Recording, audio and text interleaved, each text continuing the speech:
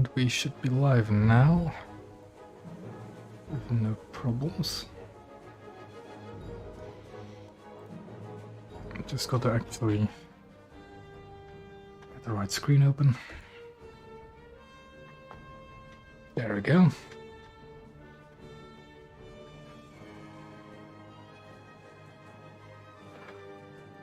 And now we're back to our regular naval streams, with tonight being Russian cruisers.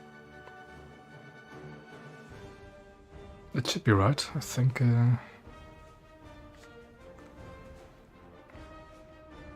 Yeah, I did British last week, didn't I? The British coastal vessels.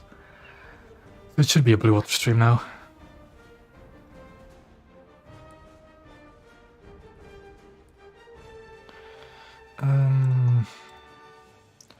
I am like one good match away from spading the Crim, which is lovely. I still need quite a bit to go to the Kirov, but I do have Maxim Gorky to play. Which I'll probably play as soon as after I actually spade the Crim. I do have some backups on it, so it should be fine. Now, should I really even activate a booster with this much RP to go? Yeah, I'll just activate it. And this time I didn't forget to actually put the camos that I'm going to be using in the description.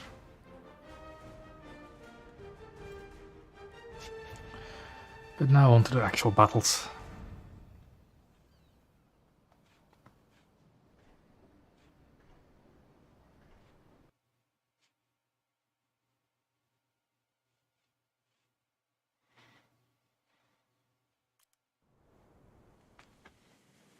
Not a bad map. Not a bad map.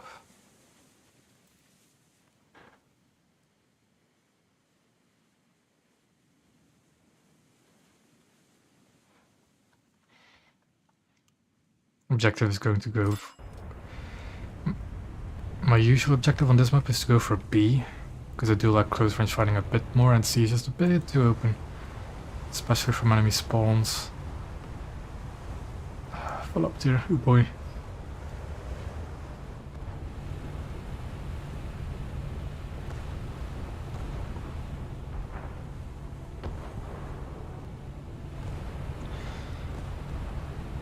For some reason or another, most of my matches playing these Russian 5.0 cruisers have been full up tiers, which is a bit of a pain.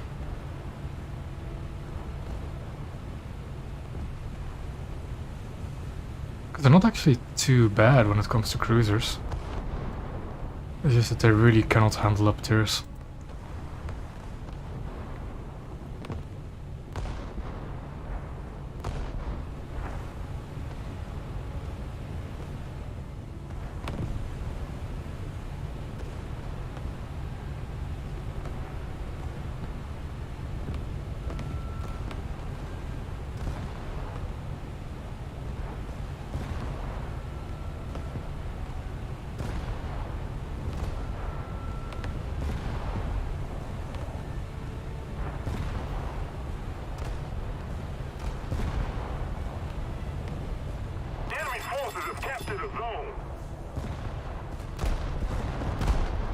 Well, it seems like we have quite a few zombies again.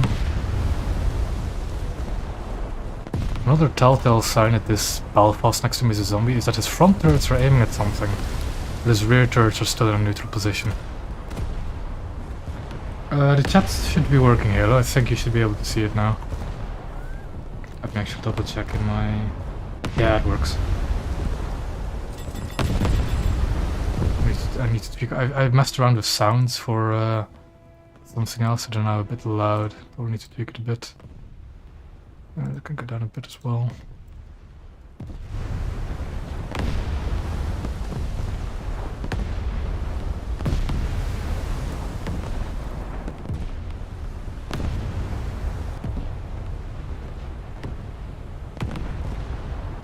Oh, Russia! The 5.0 cruisers are squishy, but at 5.0 they're fine. It's just that with these kind of up tiers, it's going to be a bit harsh. But yeah, the Russian cruisers are definitely squishy. But their firepower more than makes up for it. All these five... I can only speak for the 5.0s because I only have them. Only soon I'll get the kit off. Let's see if I can get that Moffat.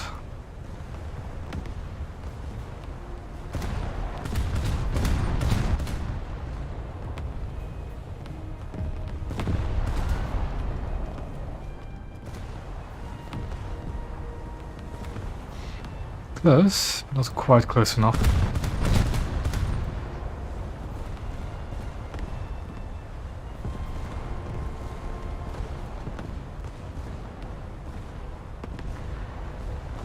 I'm overshooting just ever so slightly.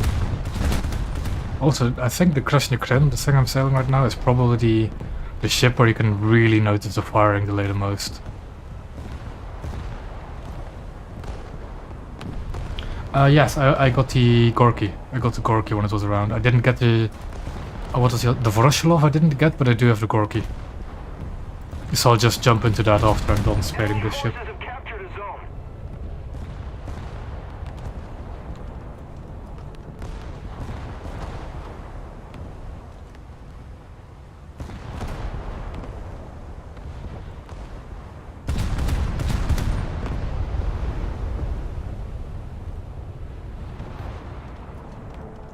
I think the Voroshilov was around when I didn't play Naval too much yet. I did get the Gorky. Got some free backups on the Gorky as well, so I'll definitely use those up by the time I get the Kudo. Also, there's quite a few zombies in here. So that's fun.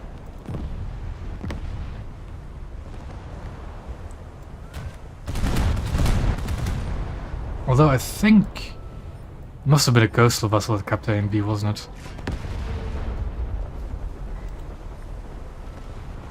I'll fire one more sub volley, and I think I'll fire an HE volley into that. Quite good.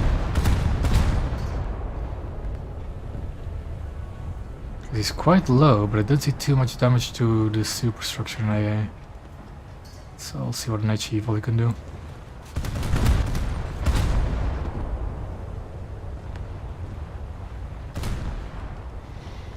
Some damage.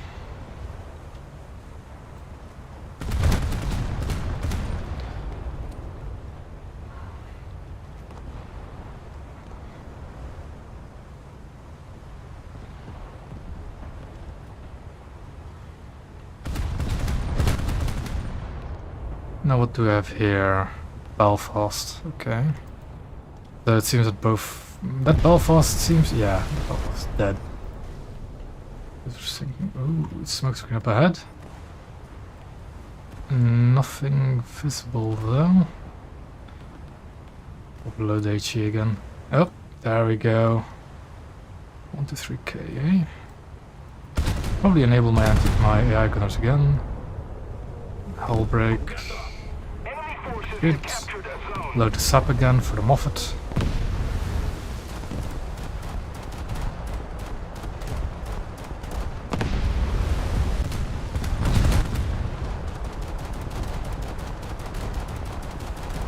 It is a zombie Moffat, I can tell by the weird firing behavior. So I'm not too afraid of zombie ships really. But still. That's a Shinakaze, ooh. Okay. Well, luckily his torpedo launchers aren't looking my direction, so I'm safe in that regard. By the looks of it, we're not going to win this match.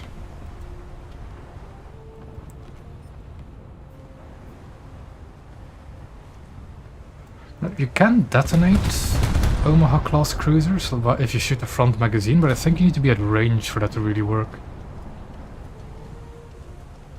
I don't know what the purpose of them is, but they're for sure bots. That's all I really care for. They're really, really stupid bots that only spawn once.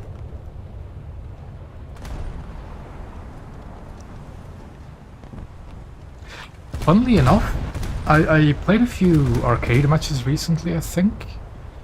I need to remember again, and I don't think I saw that many zombies in them compared to realistic. So they're most likely bots to grind something, but I wouldn't really know what. Probably SL, really. That one is low, so finish him off, or help finish him off. Shots front from Moffat. No, Nakazuki. Interesting.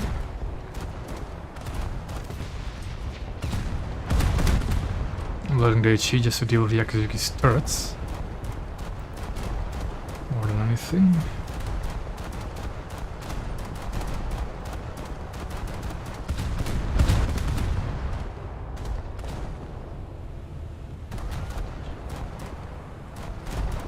Moffat, so we load the sap. That side of guns still has the sap loaded. Those are looking alright.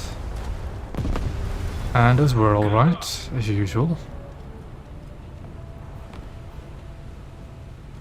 At least the zombie ship chose one of the easiest to detonate destroyers to really spam, so... something at least.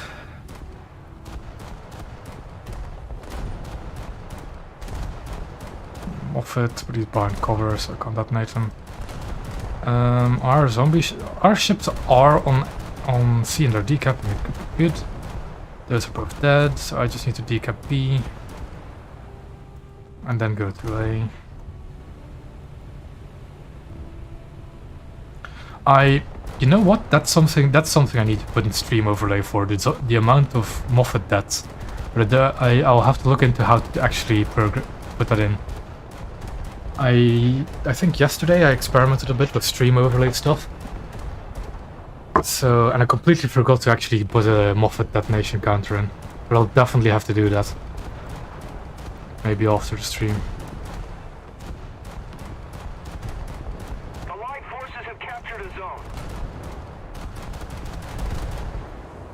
Because this is something I do quite often. Especially in Blue Water streams. I detonate Moffats practically every stream. So yeah, I really should have a counter.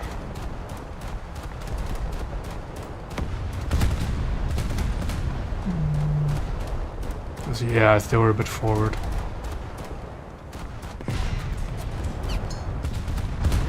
Need to slow down so I can actually cap. Those shells hit the landmass. I was kind of expecting it. That's the Akazuki which is pushing it. I don't really like that because that's going to torpedo me. But I want to wait for the Moffat to really push out. Never mind, Moffat's detonated. Akazuki is next. It is not torpedoing me, that's good. It turned away, specifically, so...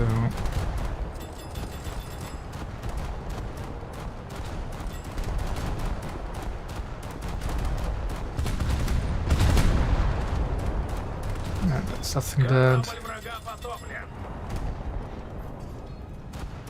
I have gotten to like the this Krasnykrim now. It's a decent cruiser, and especially with the abundance of zombies, they don't actually just HE spam you to death most times. You can get away with a lot of stuff, which you really shouldn't be. Like if that Helena was any smart, of course he does have bigger problems to deal with now. But I'd get HE spam to death. Helena's actually pretty low. So I'll see if I can help finish it off.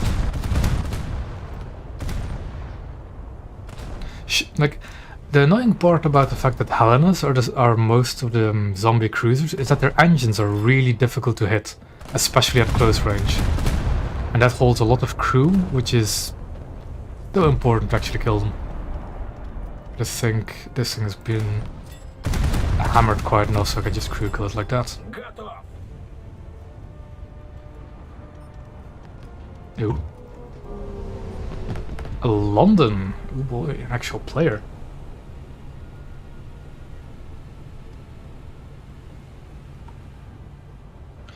I do have torpedoes. What are their explosive mass again? 300 kilos is something. But the London is a heavy cruiser. Does the London have a torpedo belt? It's only the Kent that gets a torpedo belt, isn't it? The British heavy cruisers. Of course, these torpedoes are also set at 1 meter, I think. Let me check. Yeah, the 1 meter.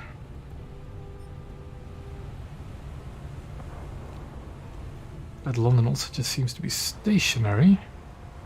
And I don't think I can detonate a London.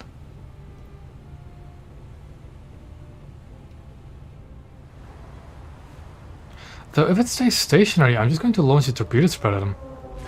Yeah. There goes Crim being Crim. Strip turrets. Yeah, but I am in a... Oh, he has launched torpedoes as well. Clever bugger. Now, does he know that I have torpedoes or not? I'll launch 2 and keep 1 in reserve, just in case. He decides to move out anyways.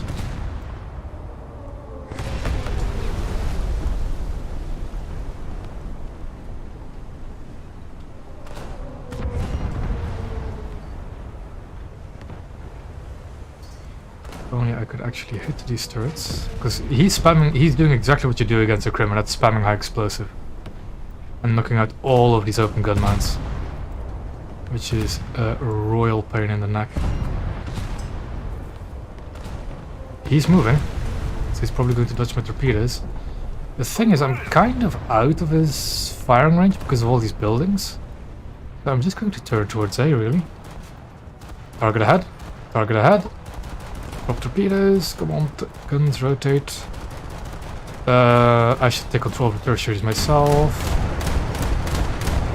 Really mess him up.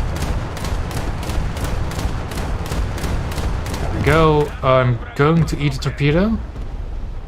But I think it's just the one. It is just the one. I'm fine. Since it just detonated on the nose of my ship, I'm more than fine. And the match is pretty much going to be over before I even get to A. There's nothing close to B, nothing close to C. Yep, there we go. Somehow, again, this is a 6.0 match and I'm first place in a Crim of all ships. Okay. That's zombie ships for you, I guess.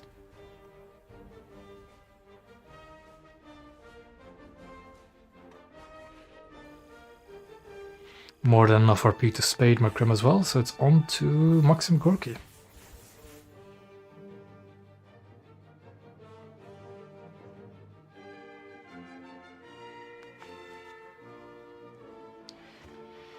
Not too far away from Hercule either.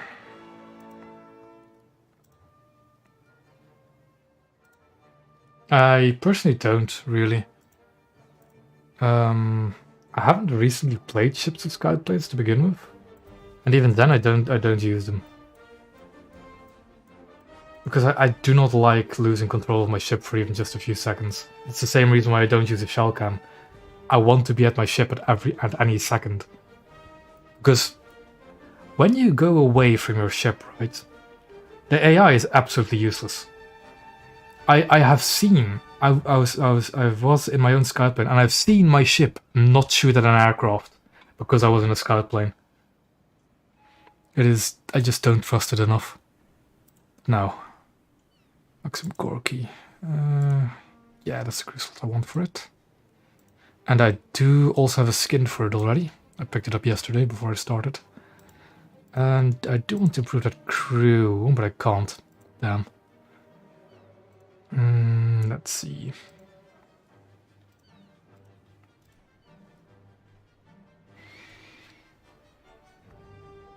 Should probably do a bit of that. I want some reload speed as well. I'll just leave it at that.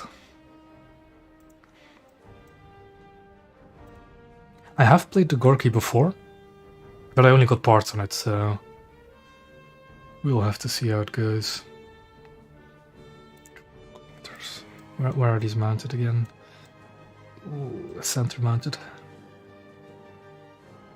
I'll see what happens. And off we go again.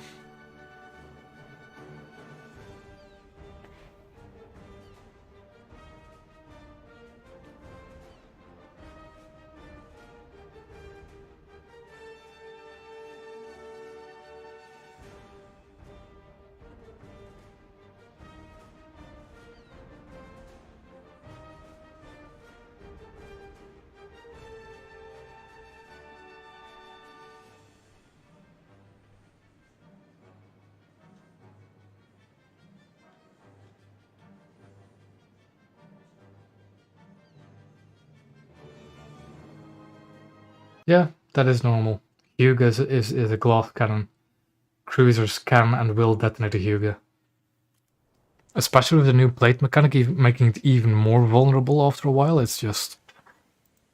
It's the reason why I don't like Hugo. It's too much of a glass cannon.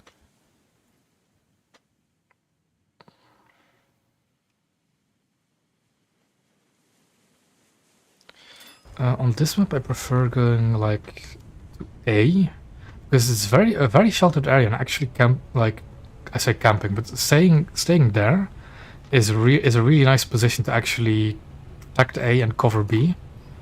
But making this initial turn is usually just incredibly painful.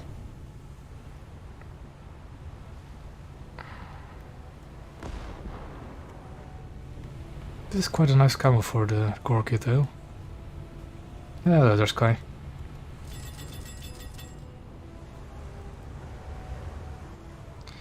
I need to back up again because I'm never making this turn.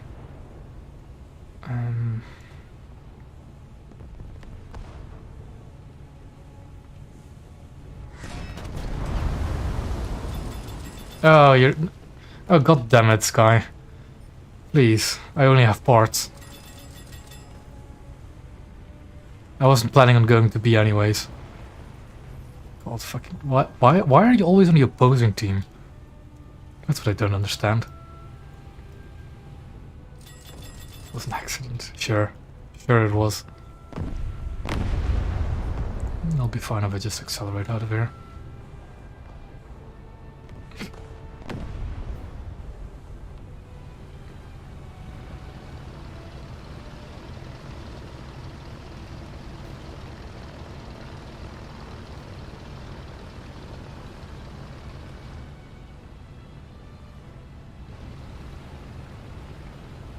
Okay. Both the Kirov and Detroit have their scout planes deployed, because why not?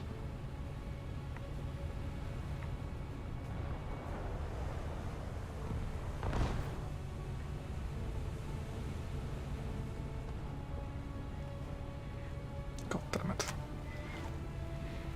What are you even in, Sky? Capture the zone.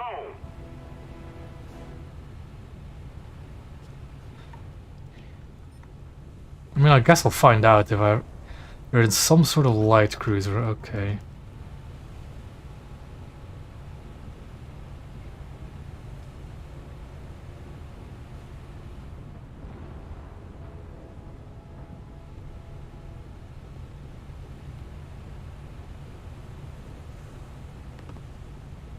Best ship. So probably a Helena then. On the script. Best ship. I don't know if you're memeing or being serious, that's the thing.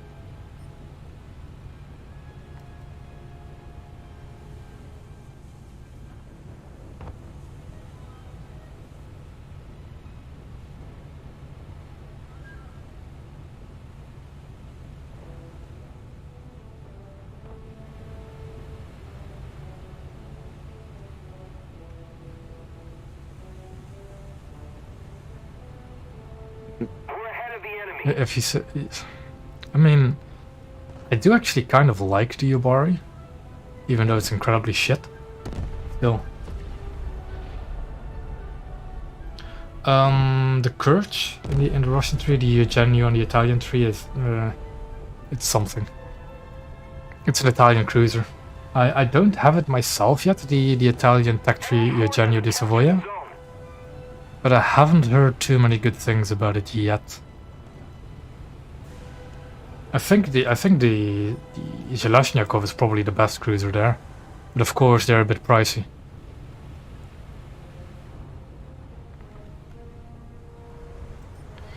Okay, what is Sky in? The smoke funnels, what is that? Attack the sea point. No, I'm not quite sure.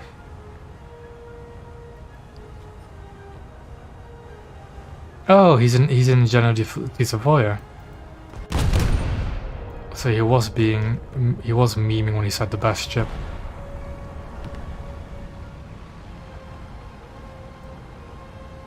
Ooh, this is quite a long reload.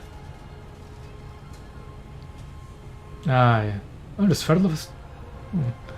Okay. Torpedoes can be a bit of a two-edged blade when it comes to cruisers, especially when they tend to detonate. But they're excellent brawling weapons, of course. Oh, that's not good. That's definitely not good. Having a Shimakaze that close. I'll shoot the rear turrets. Do a larger target. Just keep it up, and victory will be ours. There we go. I don't see the torpedo trails, but I think if I keep close to this edge, I'll be fine.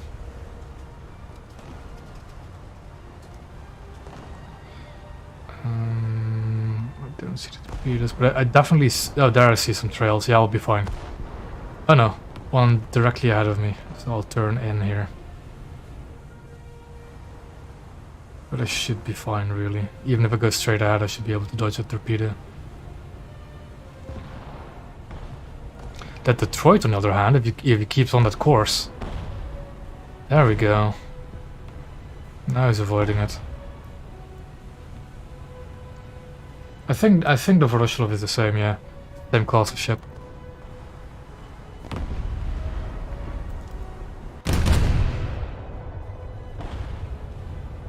Enemy forces have captured a zone.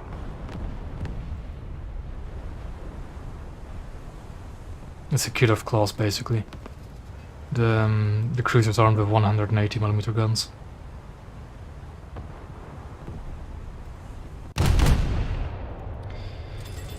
Detroit is cutting me off, which is lovely. I want to go behind it.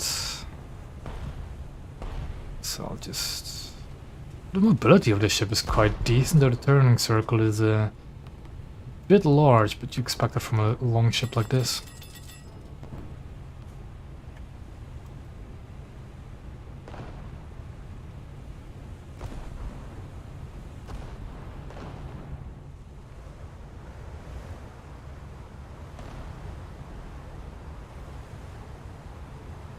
Oh.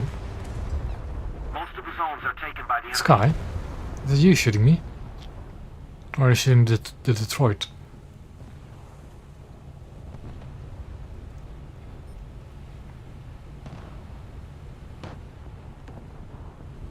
Okay, good. I don't want to get bullied by a tournament player.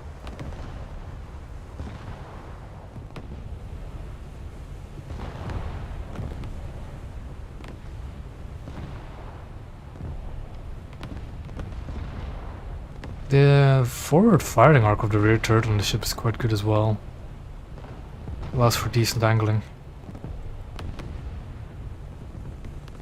After the Atlanta, I'll have to look in the tree because I don't know the trees from the top of my head. But isn't the Cleveland after the Atlanta? Because if so, get the Cleveland. It's a fantastic cruiser.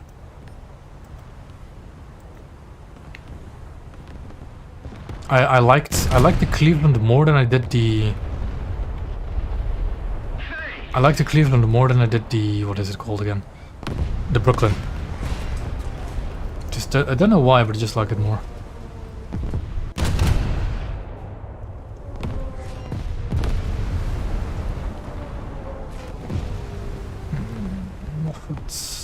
Moffat. I so wish I had SAP right now or AP. But I don't, because I'm stuck. I want to turn in behind this island. Get out of the way. That Carlsruhe seems to be flooding to death, but I'll just give it another salvo. Never mind.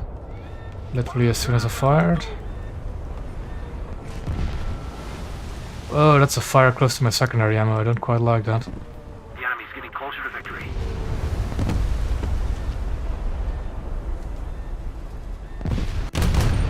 Okay.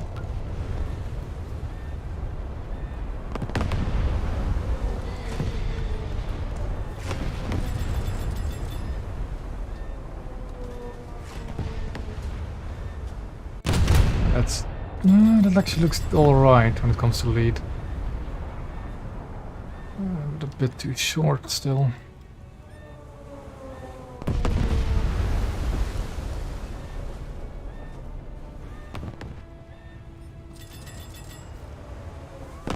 Fire's out, that's nice.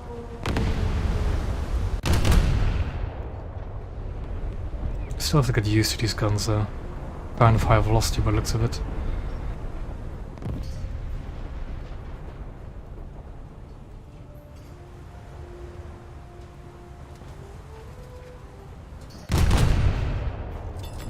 No, let's back up.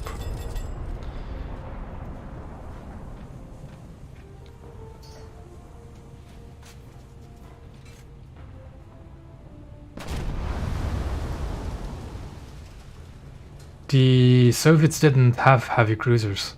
They only had cruisers. They weren't part of the Washington Naval Treaty. So they didn't have the definition of heavy cruisers having larger than 6-inch guns, and light cruisers having 6-inch guns and below. That's why their cruisers are weird when it comes to definitions. Well, that's what I heard at least. No, I don't. The thing is, right, when it comes to parts in FP, for FP you can state realism because no ship would not be able to put out its fires. But for parts, I don't know of a single warship that would be able to repair its engines or its guns on the sea. It just doesn't happen. Though I would like to have the parts on FP be cheaper like it is for ground forces. But oh well. Oh no. Oh no. I forgot to think. When I shot Sky. Oh no. I'll not do it again. It's just HE anyways, please. Ooh, Belfast.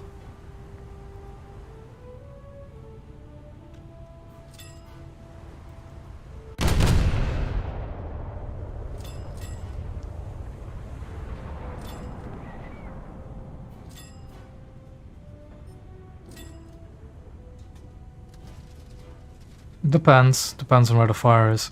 I already had a fire here earlier this game. It puts itself out sometimes.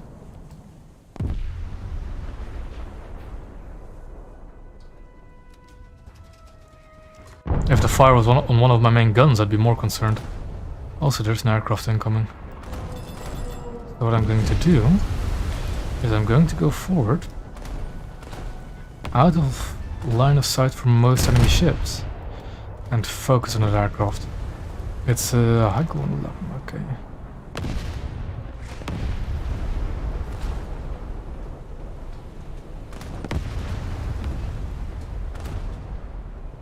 I don't know what those 100mm guns have by default, but I think it's just regular high explosive, isn't it? So, he's still quite far away. I think I'm going to reposition a bit in general.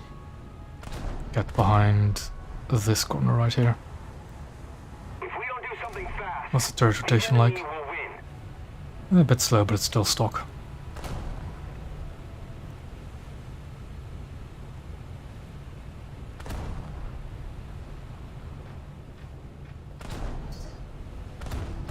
I don't bring planes in my lineup. I'm not interested in it.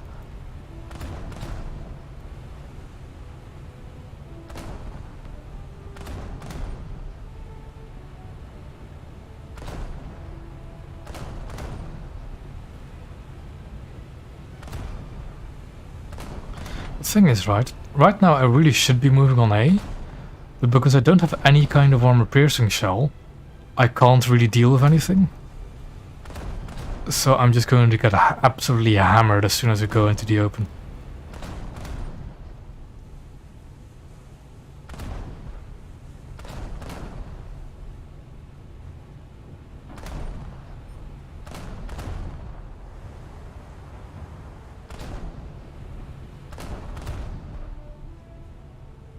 Don't know where that Heinkel 111 is going. It's climbing? Oh, it's going to be one of those people, is it? Because anti-air guns are ineffective at a range over 5 kilometers. So if a plane just flies at above 5 kilometers, it's going to be impervious.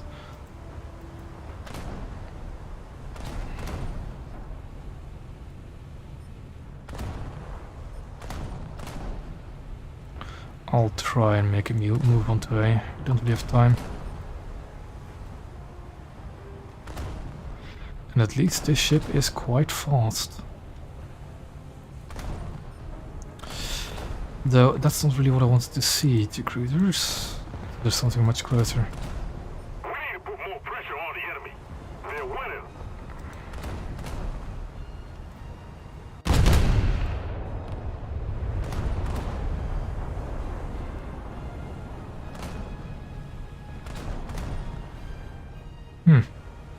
Alrighty.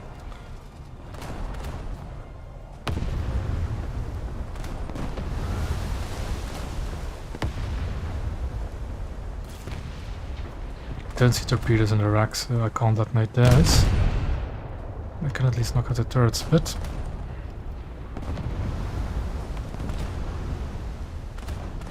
I'll launch torpedo there. Launch torpedo at him, I think. Just general torpedoes.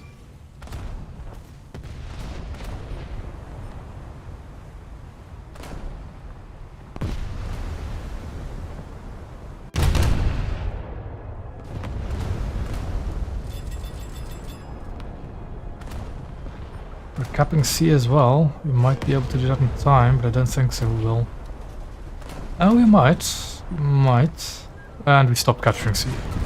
Because it was a plane capturing C and it crashed.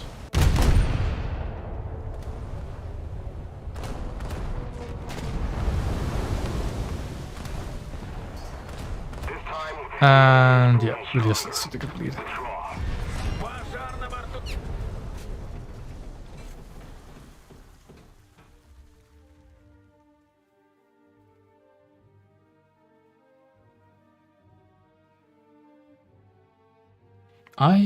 The American heavy cruisers, the 5.3 ones, I liked them. I enjoyed them. I even enjoyed the New Orleans at 5.7. It's just their turrets are not survivable. Their 8-inch guns though pack quite a punch. I mean, you can join the squad if you want, Sky. It is going to be 5.7. I wouldn't put the American heavy cruisers in 6.0. Like, in most cases, I would not purposefully up their ships. It's just a bit of a disservice to their own firepower. Sapper AP.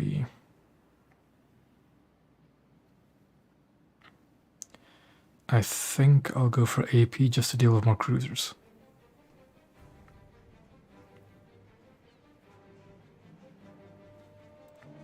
Let me actually look at the US tractor for a second. Which one did you get? Northampton. 501. Is she 5.3 in arcade? No, she isn't. Northampton at 5.0 is perfect. Like, really good. At 5.3 she can still hold her own, but at 5.0 it's a really strong cruiser. And Pensacola is alright as well. New Orleans struggled a bit at 5.7, but still good. Oh, Portland. Oh yeah, same thing really. 5.3 is fine.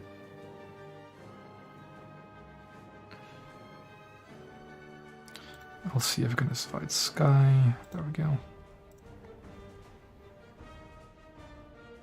Like, I wouldn't say that the American heavy cruisers are really good, because they have a bit of a slow reload, vulnerable gun houses, but those 8-inch guns definitely pack a punch, from what I remember at least. Back to my Russian lineup. And off we go.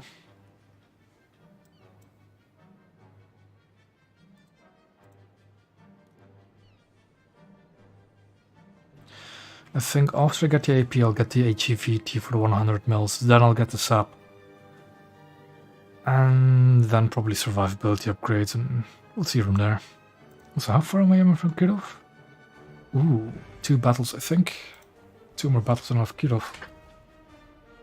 I think I also downloaded a camo for the Kirov. And I think it was a pretty nice one as well.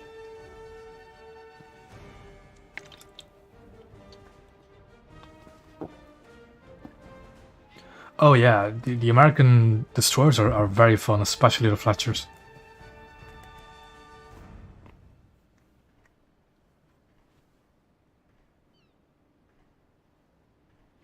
I think my favorite American destroyer is still the Sumner, but Fletcher is definitely a nice one as well. This map again, same thing, I'll go fight around B and then go to A. I really don't like fighting around C on this map, it's much too... because it's basically like out in the open for the other spawn, so you have to constantly fight people at range, constantly. So I like going more to the close range areas.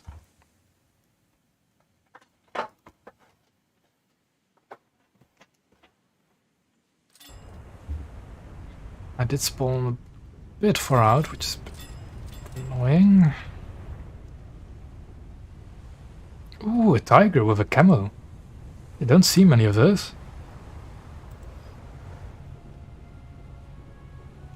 I really wish I got a tiger myself as well. It is one of those cruisers I think it's the only event ship I actually kind of said I missed out on. Just because it is a very unique cruiser. It's not a good cruiser from what I've heard because it's rather fragile. But it is such a unique ship. I don't. I absolutely don't. I don't see the point in playing a coastal vessel to cap if I'm not researching anything for the coastal fleet. I don't see the point in it. Even though, oh sure, I'll win more I don't care. I want to get as much RP as possible in the ships that I'm actually spading. I don't care if I win or lose.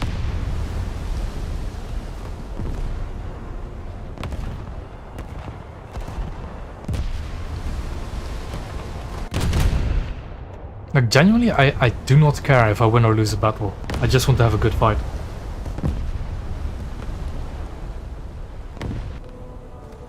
Like if I play coastal, I play coastal at its own BR. There's plenty of streams already showing you that, but I do not see the point of taking coastal vessel to cap 2 points, then to J out, waste all of the RP basically, and then jump into a cruiser or a battleship even. Well, torps are... I wouldn't say torps are broken, they're less powerful, but they're still usable.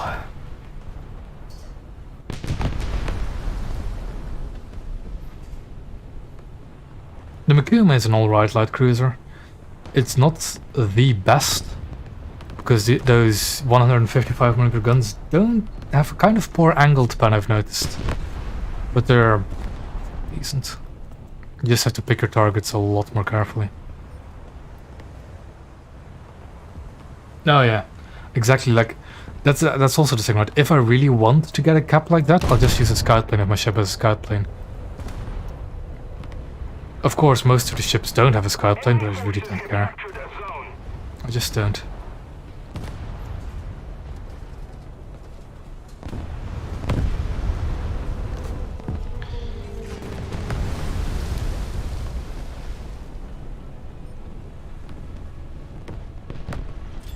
I'm kind of tempted to slow down and repair that Leander because I think he's stuck.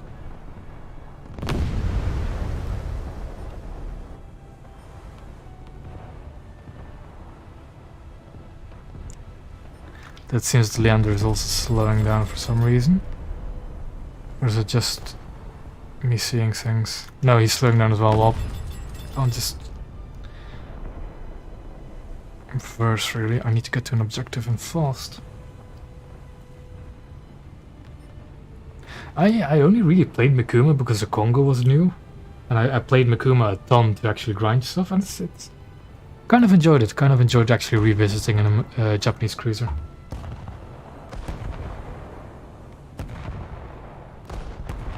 Do we not have it?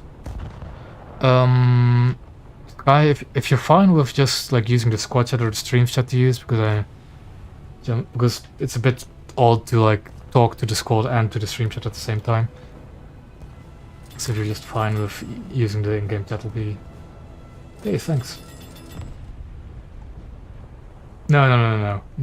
They still have a time penalty. They definitely still have a time penalty. It's just that at the beginning of this update, they for some reason exaggerated repair times. They made them longer, and I think time penalties even worse. And then they fixed that later. For as far as I know. Also, oh yeah, for the like assisting with repairs. It only assists with repairs. It doesn't assist with flooding. It doesn't assist with putting fires out, and they still get penalties. So, in general, it's still better to just do them one by one, really. Good 5-0. The Americans, definitely. Just the two 8-gun DDs and the Omaha. Any of the... Probably the... Is it the Rally that got the anti-air upgraded again? Because then you definitely want the Rally. If you got either the Moffett or the Detroit, use them as well, because they're money makers. Yeah, that's it. Like, if...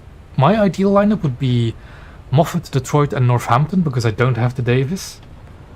And those would definitely be nice, because Detroit and Moffett would make a lot of SL and RP. Northampton brings the firepower at that PR for sure. Allied forces have captured a zone. Also, I've heard that the Rally's 40 mils at the moment don't work, which is incredibly annoying. But yeah, nothing much to do about it really. Also, I'm getting shot at by something that, not that guy, not the one I'm focusing, but something else is shooting me.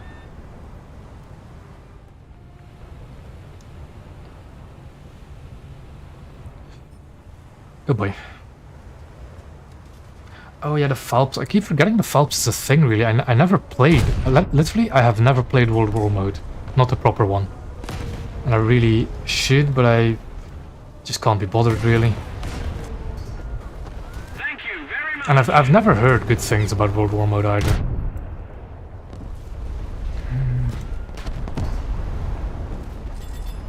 Does this thing have torpedoes? Yeah, I have torpedoes, so... One more, and that's going to be it. Just going to knock out the torpedo tubes again to be sure. And let's see. Yeah, those torpedoes are hitting.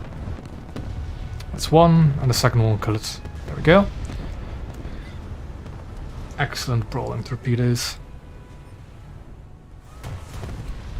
The thing is, the cap is right here on the left side of the island, so I'm missing it. But that doesn't matter too much.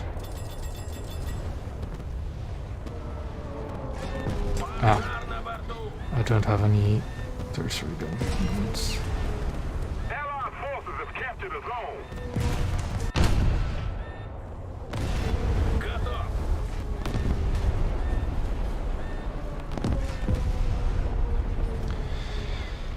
Moffat, boy.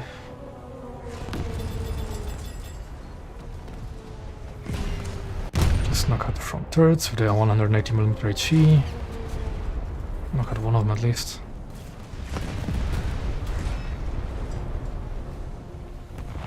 Ooh, the Tiger. Destroy the target! Destroy the target!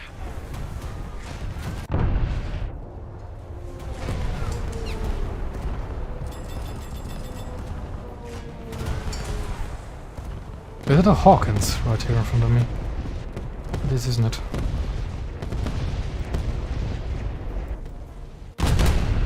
Don't see many Hawkins around, really. Yeah, there are torpedoes in the water, but I can definitely dodge those, I'm not afraid. I kind of want to wrestle with Hawkins a bit. Fight with it.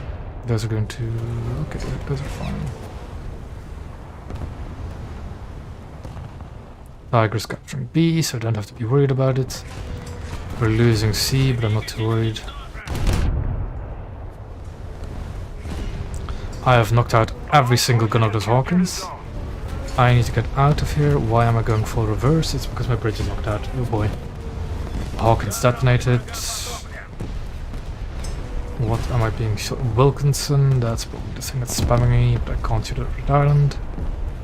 Amden's next then. It also has open turrets, I'll be fine. I also need to start getting a move on before those torpedoes reach me. Those were high, I kind of want to shoot the front. Fire again, and I need to get out of here ASAP. Those are still behind, I need to move more forward, but I'm moving forwards now as well.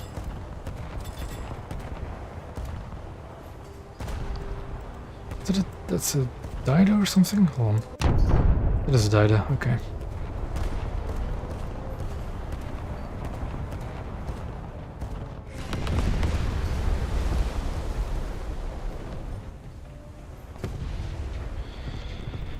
Now, do I shoot this Detroit or do I shoot the Moffat behind him?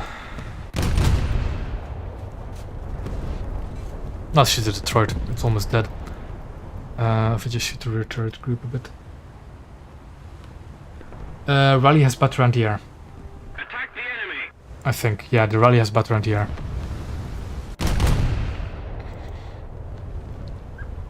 That thing is definitely dead. I so wish I had AP right now, man, because I can detonate an Amden, I can detonate the Carlson, I can detonate the Moffat, but I just can't because I have HE. Which is incredibly annoying. But I should have AP after this match, I think. Especially if it's a win.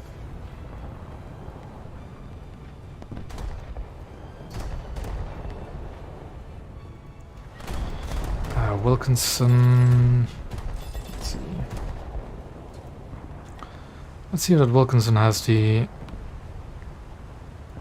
things on his launcher.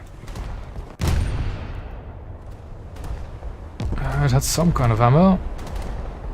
That's good. Oh yeah, the 76mm ammo is exposed on the Wilkinson, isn't it? Attack the enemy. After the American tree, what should you do next? If it's blue water? Let me think. It depends. It depends on what you want. Are you looking for like what do you want to do? Oh, what do you look forward to? Because I'm currently prioritizing my American, British, and Japanese trees mostly, because they're going to have the most potential when it comes to World War II ships.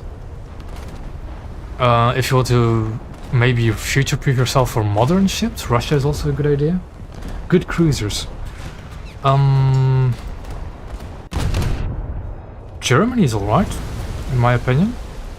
Those light cruisers are actually pretty alright, they have really good guns. They're a bit fragile, but most cruisers are.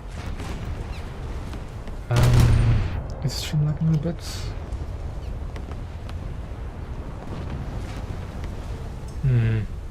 It might. I'll check that out in just a bit.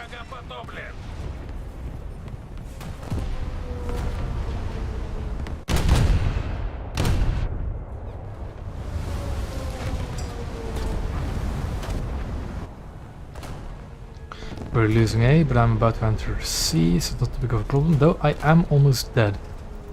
Got killed, thank you, Sky. Oh, he's right behind me.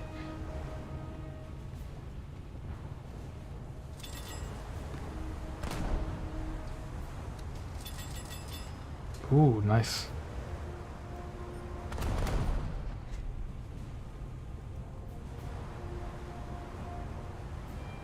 I'm at 16% Sky, I'm still fine. 14% now. Eugen has taken a look at me. Pittsburgh is good, yes, certainly. Baltimore class heavy cruisers are fine. And Pittsburgh has like a bunch of automatic 76mm guns and they all have HEVT stock. What's up? Well, the thing is, my microphone is to the front right of me and I'm looking to the left for my chat and I'm moving my head a bit, so I need to be careful of that probably. I'll see about that really.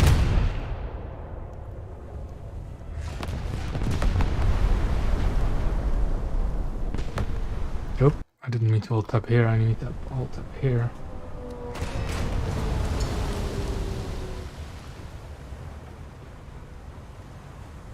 Again, I experimented a bit with installing stream elements for my OBS. So some stuff has changed. That might be the reason why it's not going too smoothly.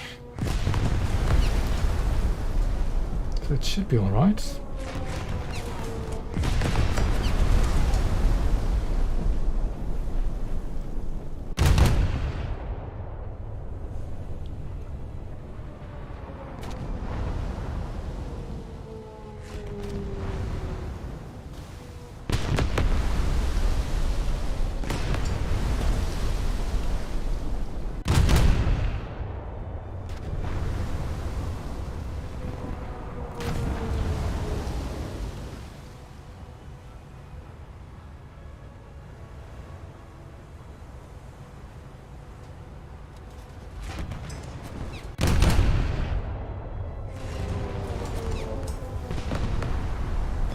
I just killed him as the game ended, damn.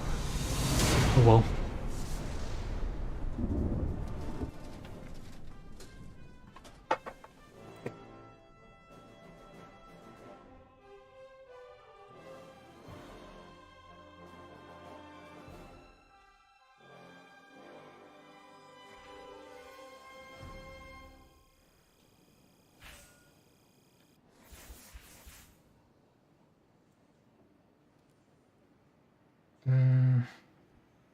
Oh, hi Galaxy. Thank you. I am planning on doing the other nations eventually, it's just been a bit busy lately. So what is the problem? Let me just alt tab real quick and look at my OBS. Everything seems to be fine. This might be a problem. Everything should be fine, okay.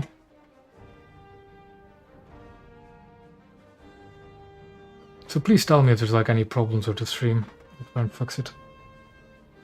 Yeah, I've been a bit more aware of where my microphone is placed and where I'm speaking.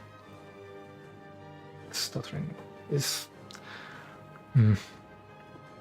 I'll definitely have to rewatch the stream then when I'm done to see what the exact problem is. But it's very possible that I'm just not speaking directly enough into my microphone, because it's literally off to the right of me and slightly above me. And when I was, yeah, I don't know, when I'm looking at my chat, I need to look to the left, so the microphone becomes even more to the right of me. Let me just change a few things. Move the microphone a bit further back, so that I collide with it.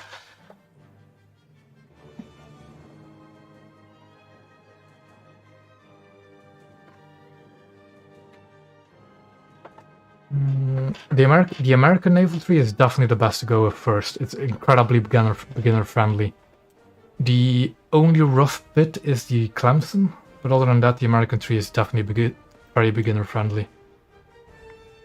Mainly because of the high fire rate. It allows for a lot of mistakes.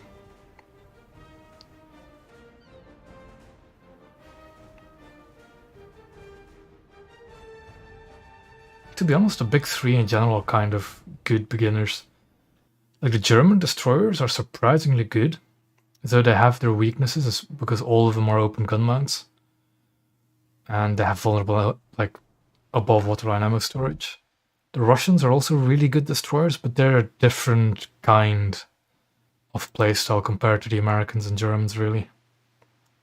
Like, lower rate of fire, but a much higher alpha strike on their guns.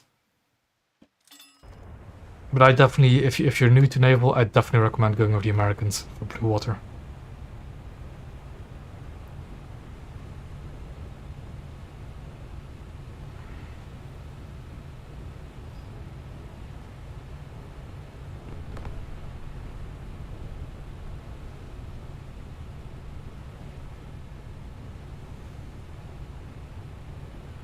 It is what I'm here for, trying to help people out of naval.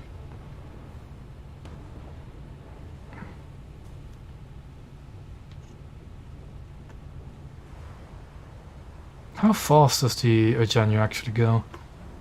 I haven't bothered to look at it yet.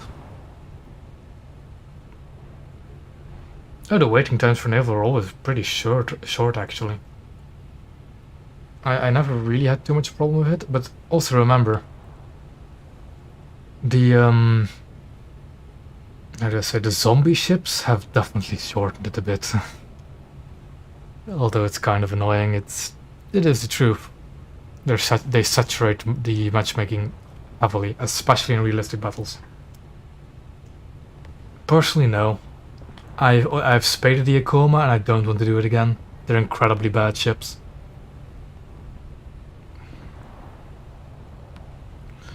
The only... like, the thing is, I'm not that familiar with history, right? And pre-Dreadnought stuff, I really am not that familiar with. It's... the only stuff I'm vaguely familiar with is World of Warship ships. Stuff like Mikasa, the Russian Aurora ship. Like, just vaguely familiar with them. I don't actually know what those ships are like. But in general, no. Unless they ever find a way to make AI actually useful against surface targets for gunners, I don't like seeing more of that stuff.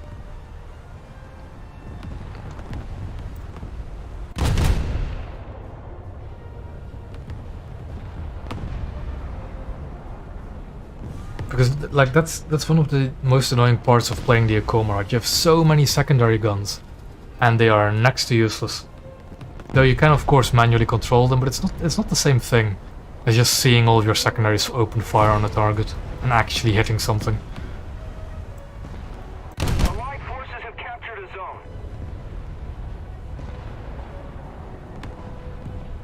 I've played close to 10 years as well now. It's I've played the game before ground was a thing, so I've played air forces, I've played ground, I've played naval. It's just air and ground have started to bore me. I am also kind of crap at them, so that... yeah, that's Scout, what you say right there is exactly what I'd like to see. Just make the AI incapable of controlling the main guns and you'll be fine. We're ahead of the enemy. And buff it with the secondaries.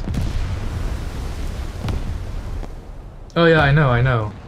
And that's exactly what caused these zombie ships. I know. But what caused the zombie ships is not the secondaries being good against surface targets, it's the primary guns under AI control being good against surface targets.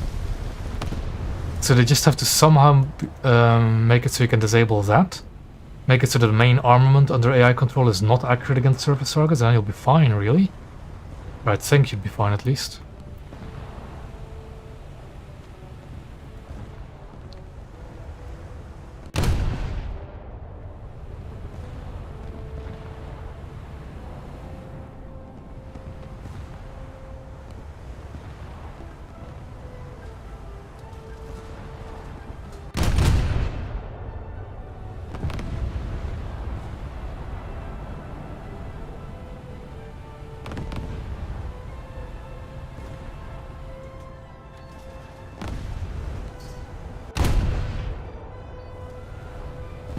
Oh yeah, like, they improved horizontal dispersion quite noticeably from in this update, and I like that, but the increase in vertical dispersion is quite painful sometimes, especially the closer you get, and especially against broadside targets.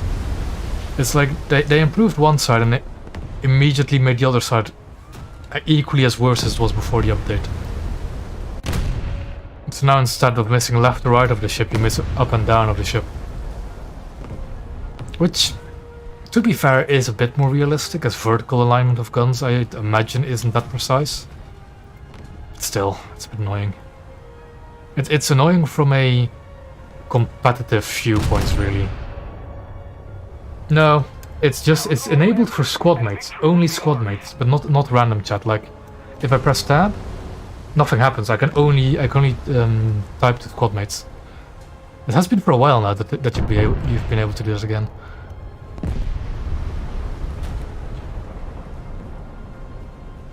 Oh yeah.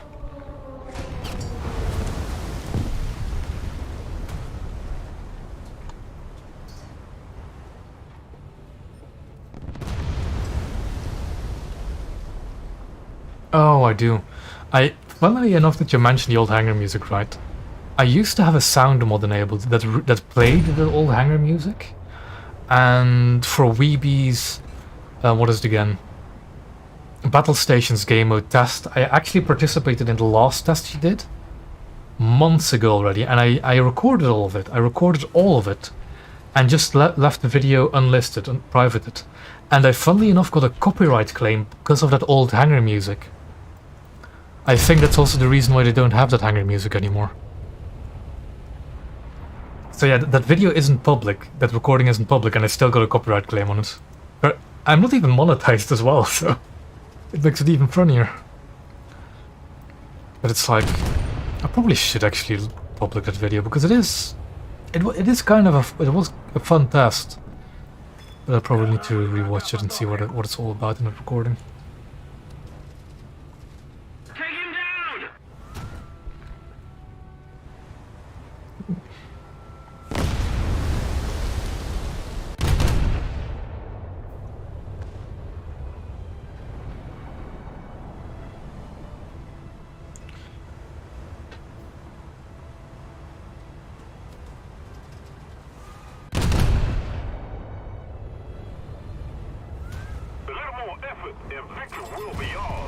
Okay, one more salvo to the front of that ship and it's dead. I need to actually stop because I'm going to sail out of this capture point if I'm not careful. What's this? It's a film. Oh. Oh yeah, I know, but it gets copyrighted. It's copyrighted music. So I'm not going to listen to it on stream, that's for sure. Again, I had a sound mod equipped, downloaded on my game, where it actually just automatically played it in game. But yeah, I can't use it for video, so it gets copyrighted.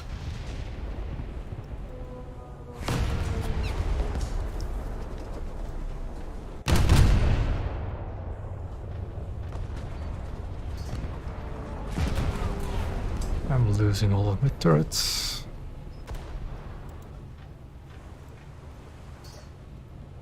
Hey, Sky, could you maybe deal with that Köln that's in front of you, you know? Absolutely hammering me. Or is there something to that side that needs concern? There's a Köln over there as well. But this one is hammering me. Attack the enemy. And again, I don't have any kind of armor piercing, so I can't deal with it appropriately. I can just only knock out the turrets with high explosive. Thank you, that's all I asked for. Just get rid of that thing. Just continue to back up, let you through.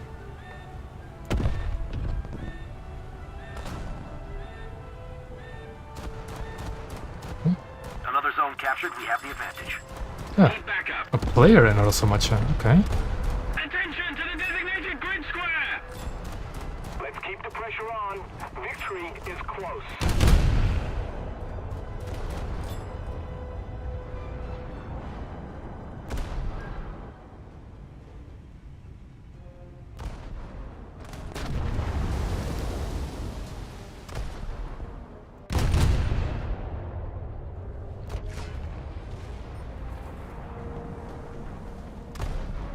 Ooh, Summers. Uh-oh. Torpedo in front of me. I just ate one. Torpedo behind is also going to hit near the ammo rack. Oh boy. Yep.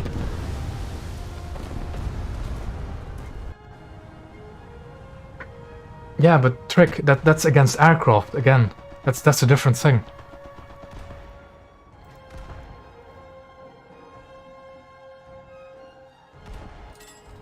It's just against surface targets that you want to just disable it. I got some Italian aircraft in the German tree as well.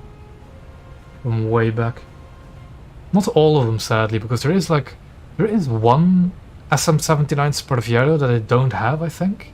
Like the one with the full glass canopy with only 2 engines. Or is there one in the Italian tree as well? I don't actually know.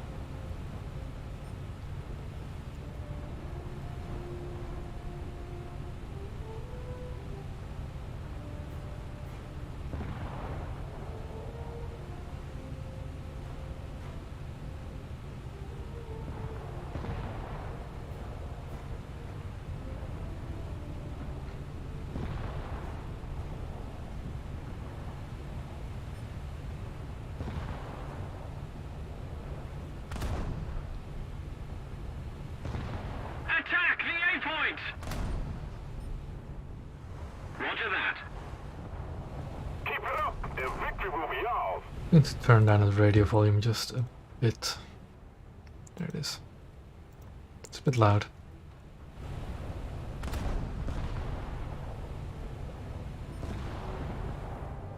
I'm probably not even going to really get it back into the battle before it ends.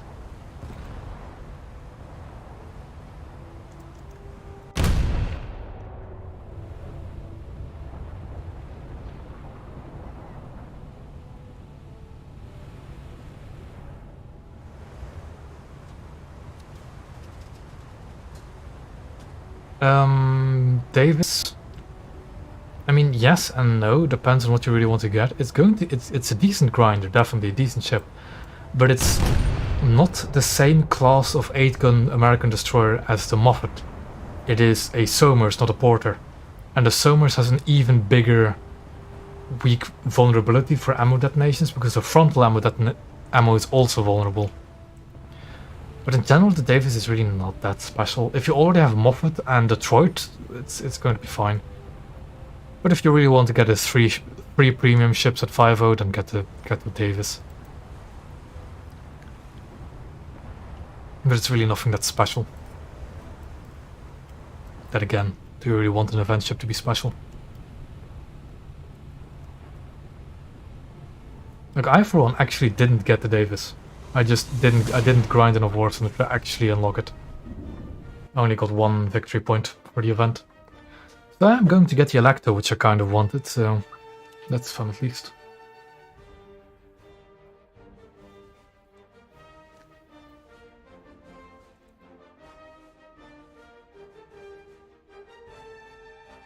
Oh yeah, the Zeros are incredibly fun.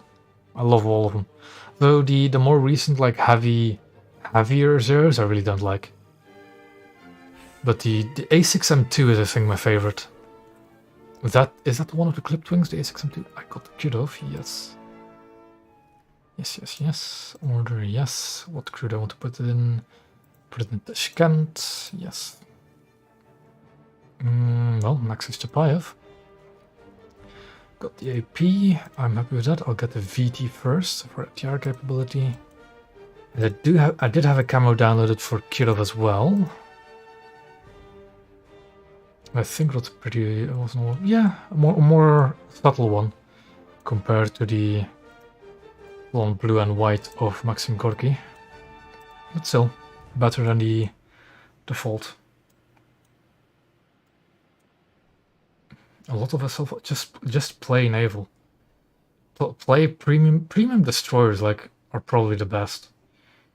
I think my SL record, right, for in the single match, though it was with like a 700% SL booster, was with my Japanese 4.7. Do I still have the 4.7 lineup here? I don't think I do. I don't.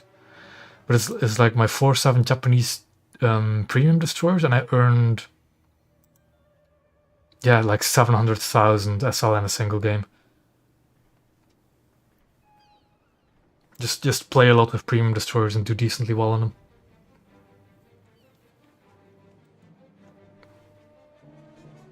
Yep, exactly. Because the Moffats, they're spammed like crazy nowadays, right? But they're incredibly easy to kill. Like as soon as they show broadside, you can just kill them instantly. Though you do have to hit the ammo, of course.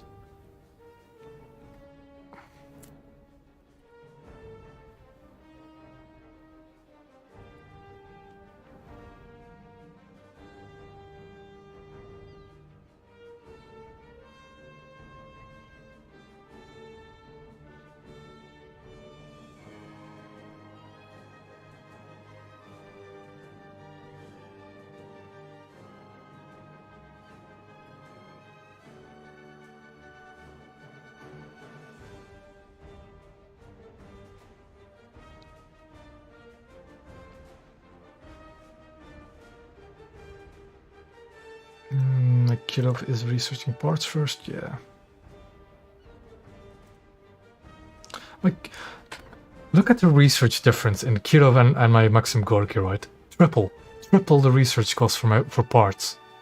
Because it's 1 spot further down the tree? No, it's 2 spots further. Okay, it's a rank 5 and not a rank 4. Okay. Still. So what I'm going to do first spawn Gorky because it's more RP. Second spawn Kirov, third spawn Gorky, kind of a backup. Ah, yeah, exactly right. Before the update, popping Moffats was as easy as could be. But with this vertical dispersion change, it's been surprisingly difficult to actually reliably detonate them. I've noticed that as well. To my great annoyance. I'm going to load a few HE salvos because it can be useful against just raking decks. Okay, I did want to spawn in this direction, so that's good.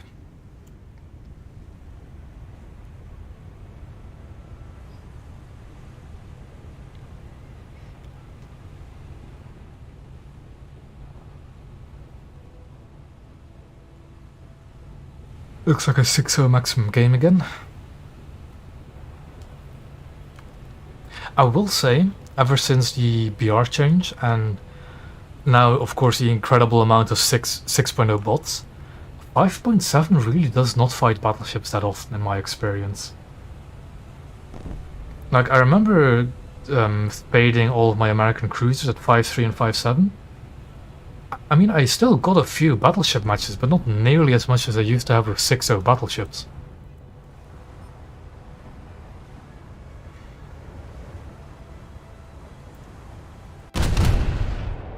Those are looking decent. A bit behind. No, those are actually good if they hit it correctly. Yeah. That's Moffat Detonation number 2 this stream. I'm certainly after the stream I'm going to put an overlay for detonation. I'm definitely going to put a stream overlay for Moffat Detonation somewhere like in the maybe above the chat. Just to keep count of how many Moffats I've detonated in the stream.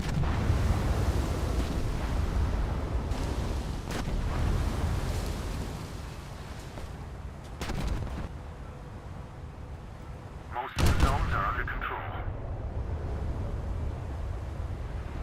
I mean, yes, Helenas are really tanky ships, but because they're under control by bots, they're next to useless. They're next to no threat. Yeah. Like, their gunnery is just not... funnily enough, right, their secondary guns of Helenas, like their secondary 5-inch guns, I usually have more trouble because of them than I have from their main guns on those zombies. Oh yeah, exactly. It's just... the thing, you know, I already have an image for a Moffat Detonation because of my stream overlay stuff. I might... the thing is, how do I make that into an emote? I think yeah, I'll just use the image as an emote. I already have an image ready for that. But I don't think I can add custom emotes yet, can I? To my YouTube streams. I'll definitely have to look into it.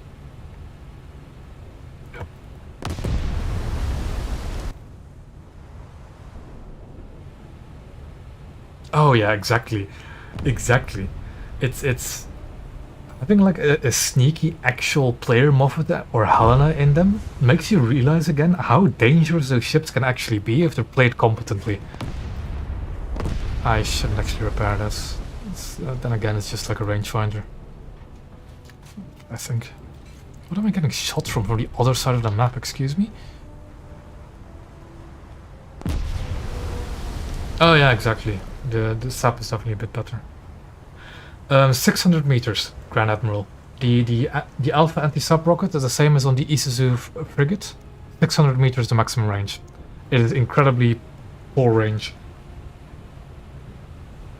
Exactly, Pavel, exactly. But it's still a Somers. If played well, if played positioned well, incredibly good ship. And with the, I think it has a higher RP modifier than a Moffat. So you can definitely grind the American Blue Water Tree of it quite well. It's a kill that's definitely vulnerable to detonations.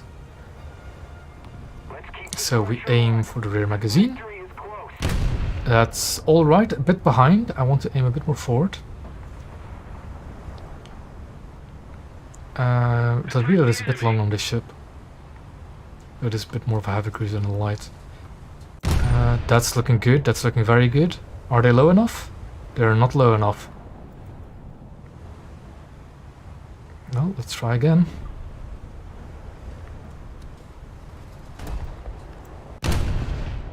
A bit too far forward, right? Still too high as well. There's an aircraft up, but it's a scout plane, so it's no threat. Yeah, exactly, scout. I've used that launcher in my Japanese frigate, the Isuzu. As the same launcher, it is next to useless. Though, if you do get in range with somebody with that launcher, it is incredibly funny, because it can almost flip a destroyer with the explosive mass.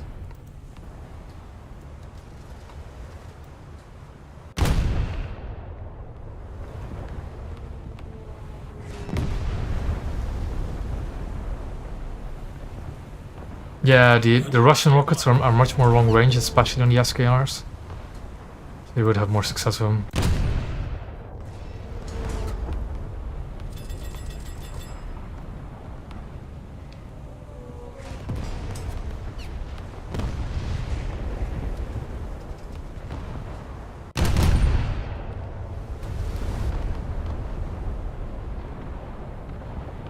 I'll aim for the Köln again and angle ever so slightly against his Mikuma. I think it's a zombie Mikuma, so not too. Never mind, it's dead. But definitely don't have to be worried. And that, oh, come on! I'll just shoot for the engines. It's solo crew. I'll just shoot for the engines next. At some point, you just have to cut your losses and not go for the ammo rack.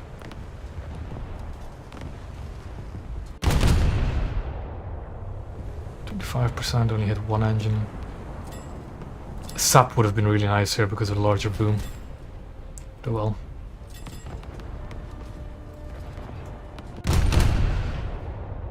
There we go. That's the Köln dead. Zombie Helena, you can tell by the offset turrets that's not player controlled. So let's see if I can do this with the Omaha. That actually detonated. Because you can detonate Omahas, you just have to hit them low enough. I don't think that's going to happen, really. Take him down.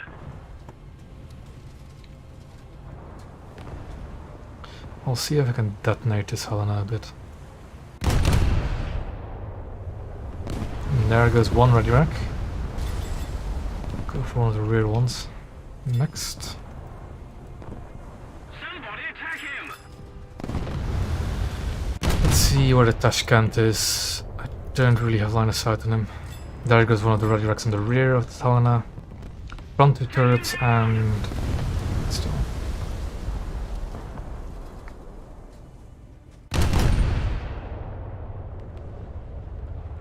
That didn't unlock him. Sky, I understand, Sky. I'll get there soon.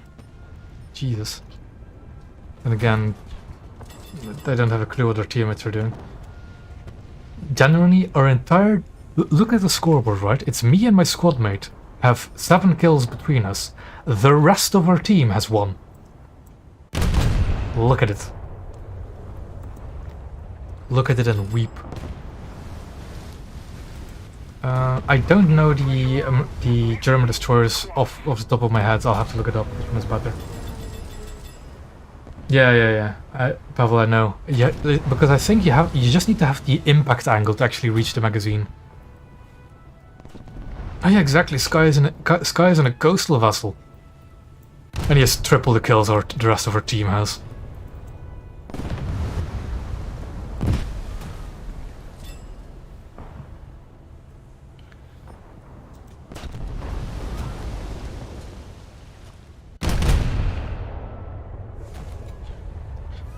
One more salvo, I think, in the rear here near the transmission and engines will kill that Omaha. Helena's right there. There's another Omaha there. Yep. I don't have team aside, but I mean, really, the rest of our team, the entirety of our team has 1 kill between them. Just how?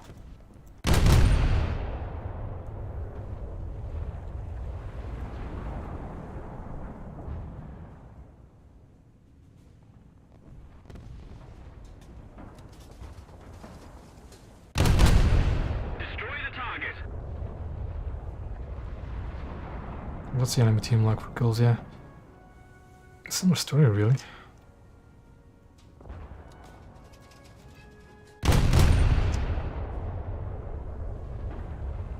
Ooh. I way undershot.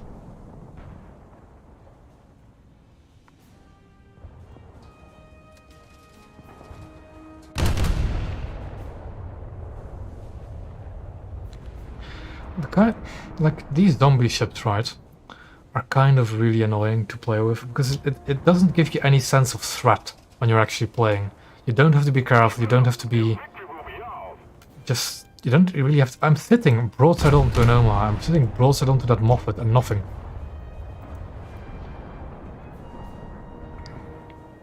Also, is this going to be the 4th Moffat detonation of the stream? Let's see.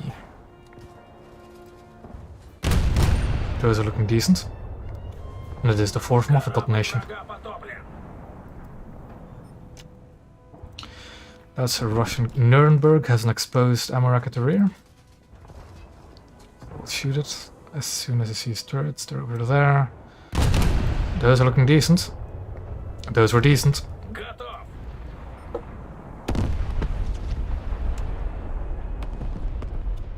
Yep.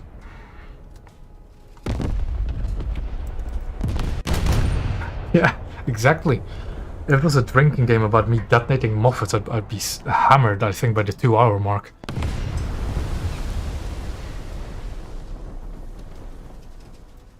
I see he's repaired his engines.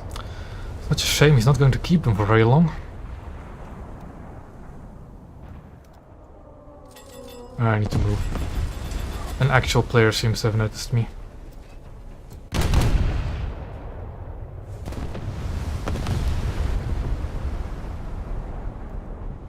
I mean, I'm already streaming for an hour and a half, Sky. And I've only detonated 4 Moffats yet.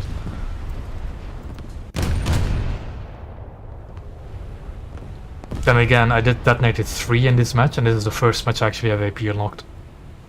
But that might also be the reason.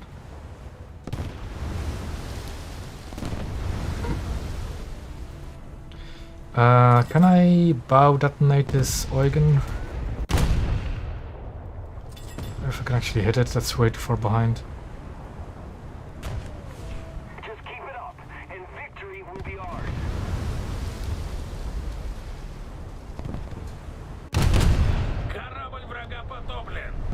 Oh yeah, if I were to play at 5.0, it definitely wouldn't take long.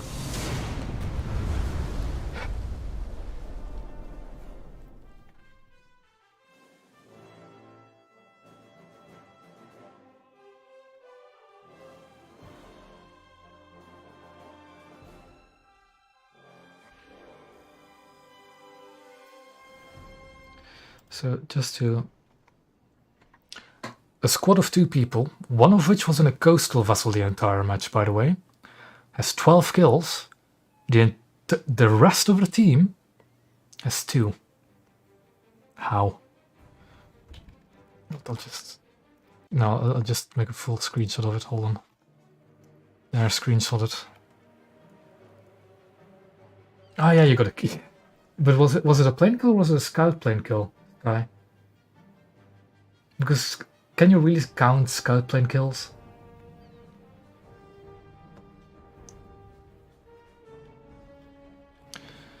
Anyways, yeah, it's scout plane. I don't really count scout plane kills. He was in it, yeah, I guess so. But still. On to the next one then.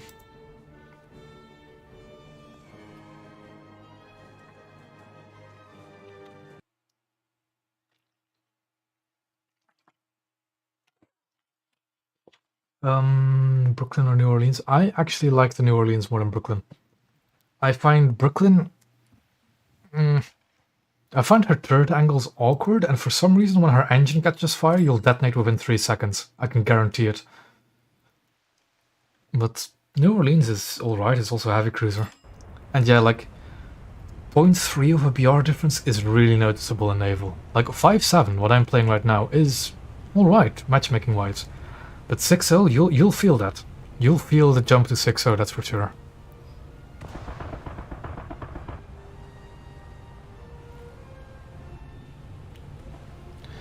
I mean, I know that the Brooklyn's a really good ship. I mean, how can it not be? I just didn't like it too much. Like, out of all the other American cruisers, I'd place it somewhere in the middle. Like, I liked Cleveland more than I did Brooklyn.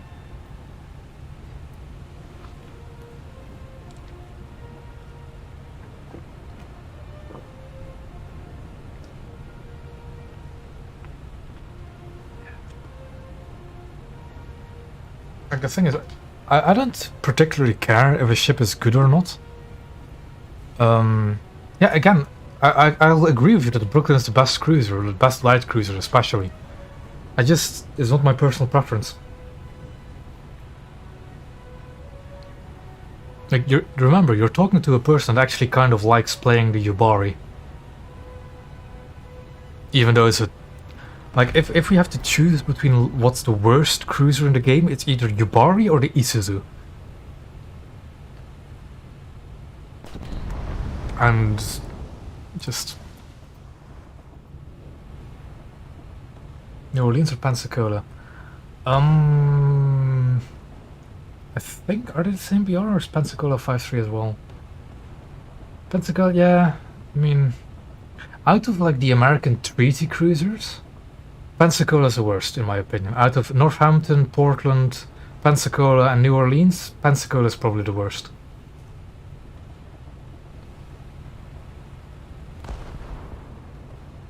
It's still an alright heavy cruiser.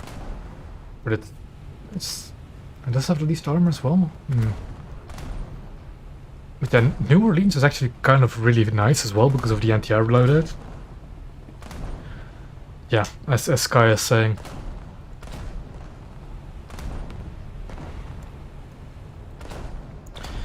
Oh, look, a Moffat's 11 kilometers away.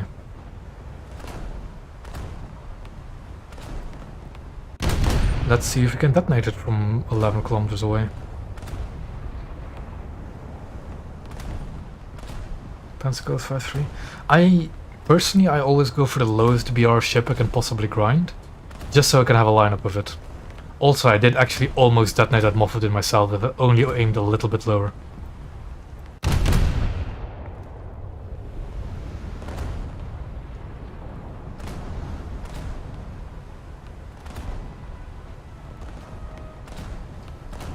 For 4, actually.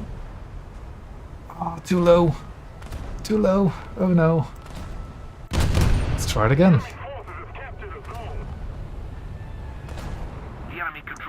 Coastal vessel at A, we'll have to be careful of that. These are probably going to be too high, aren't they? Yeah, they were too high. Damn.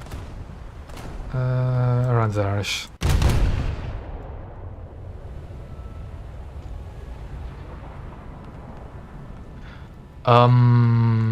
Did the guy crash? How did that happen? How does he...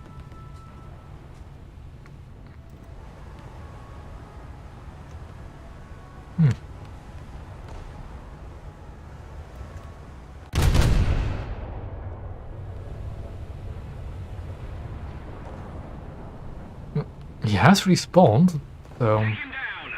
Weird.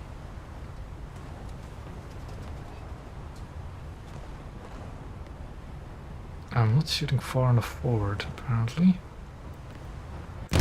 Come on, try and detonate this Moffat. There's another one over there as well, I see. Or some... Is it a... Is it a Moffat? Can't actually tell from its range, not easily. Looking good. Yes! Oh, that isn't a Moffat, that's a... Smelly, I think, the Russian premium destroyer. And that's a... Yugure, a Japanese destroyer. The Japanese Fletcher knockoff. Though it isn't actually a Fletcher. Not a Fletcher hull, it just vaguely looks like one. Coastal vessel ahead, it is a PTF-7, it does not have torpedoes, so you don't have to be too worried, Sky. Don't have to be too worried about the coastal vessel. But I am going to load HE. Never mind, it's dead.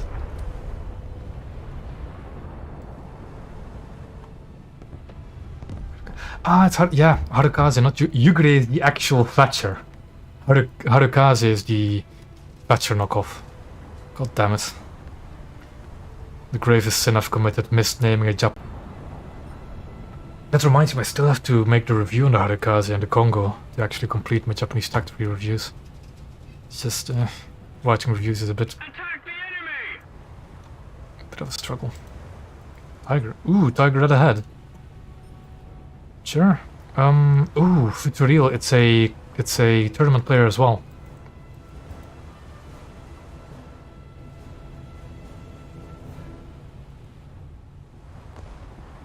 I think you already detonated one, however. That should knock out the front turret. It didn't, but it did knock out the ammo elevator. That's another detonation.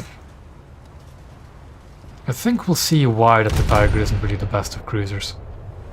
Just here and now.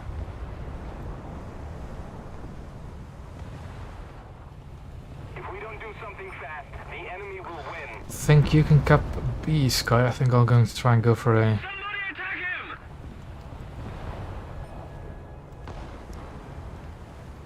him! I'll deal with this Tiger first. I mean, Trick, if you want to join, you can always join us. 5-7. I'm going to head A. You just cap B on your own. I'm already heading to A.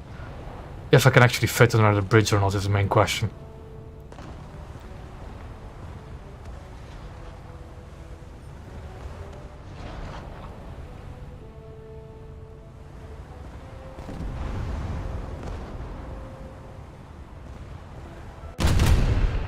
Too much lead, too far forward.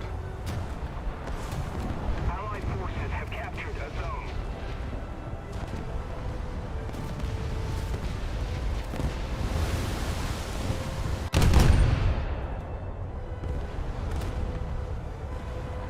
zone. Okay. I'm not quite sure what it just detonated there, but I mean, I'm not going to complain about it. Ooh, Davis. Oh, right in front of us. Turn the guns, turn the guns.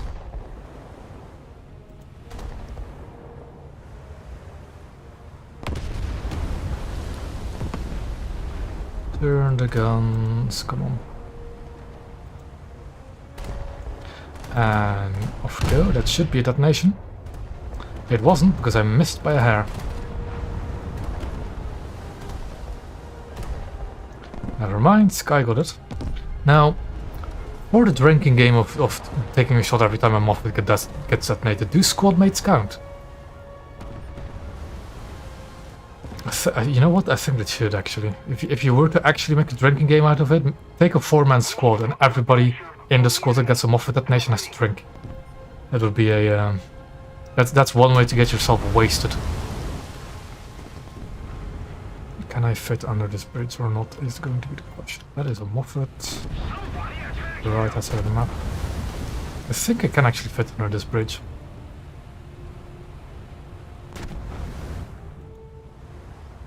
Yes, go forward, Moffat, do it. Do it, go forward more. That's going to be too far behind? Or not? Yes it was, damn it.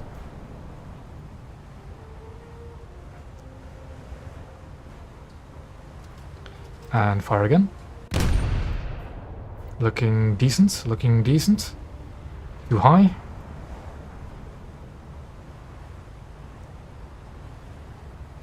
Can I actually go over this little bit of land? I can. This should be decent. It wasn't. But I can fit it on the bridge at least, I can cap A. Oh no. Yoshimu. Ooh, rare. Keep one on the reserve for the actual broadside, because yeah, he's turning away now. Can I detonate a Kyoshimo? I don't think I can. Though it doesn't have torpedoes equipped. You can see the launchers are not rotating, so it doesn't have torpedoes equipped. I'm more than... Excuse me? Be calm.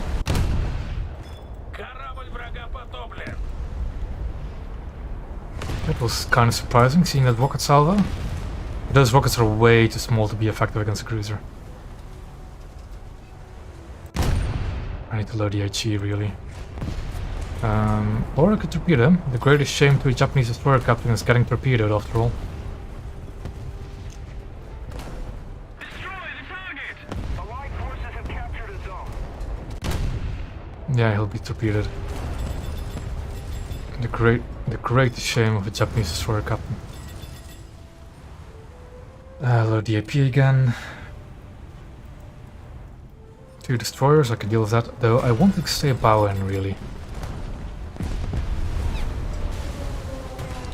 What are they? That's a Sumner. The other one looks like a Smelly or a Spokojny. Something of the sort. I wish I had Sap now. Sap would have been really good. Yeah, there's a Moffat. That Moffat's still alive, but it's kind of preoccupied now. Yeah. But it's way behind me, it's not gonna be a problem. Not really, at least.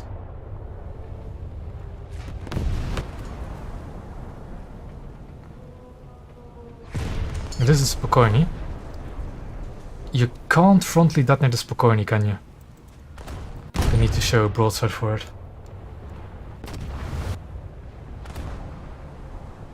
Yeah, you can mess it up at least.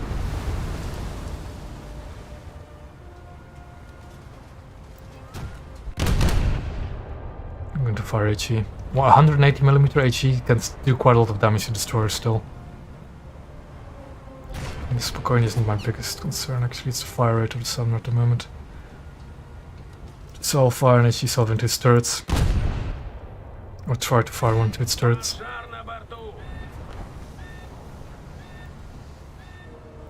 That's a ready rack detonation on Sumner, that's good.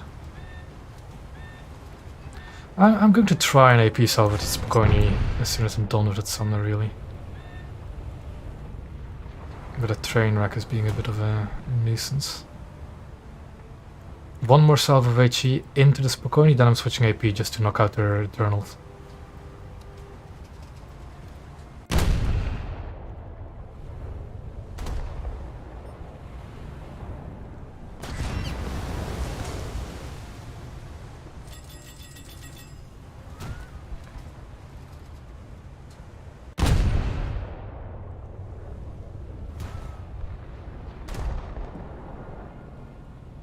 I wanted to hit the engines of that Sumner. The vertical dispersion is screwing with me. Like, that's the one thing I'm really not happy about with the vertical dispersion change, is that you cannot punish a broadside as effectively anymore as you could before.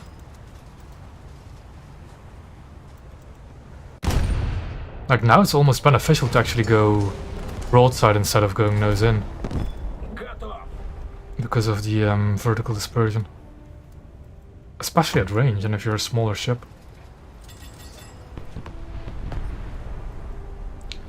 Now, where do we go? London B? Okay, I will need to reverse and actually defend it then.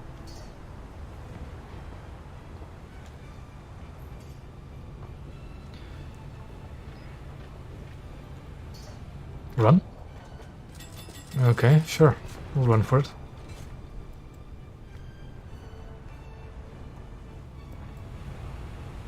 What's going on?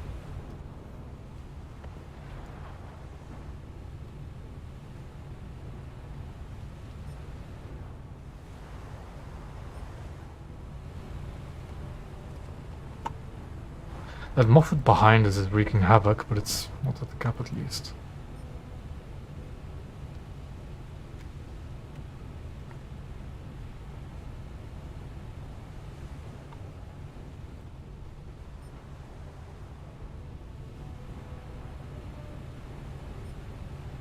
Light cruiser ahead of us in a Crim, which means high explosive.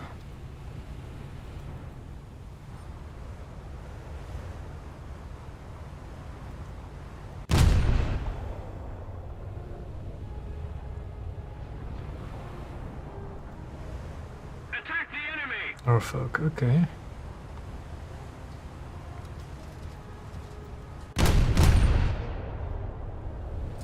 You have space to turn, Sky. I'll back off a bit. It's right there, is it?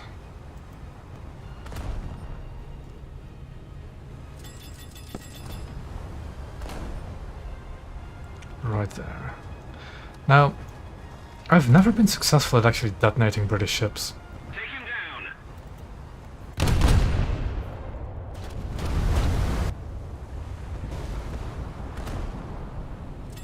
Sky, you're about to run aground, just saying. You're about to run aground.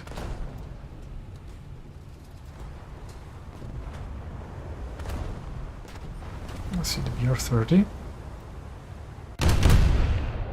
My guns are way behind. I'm going to go ahead of you, Sky, because you just run aground.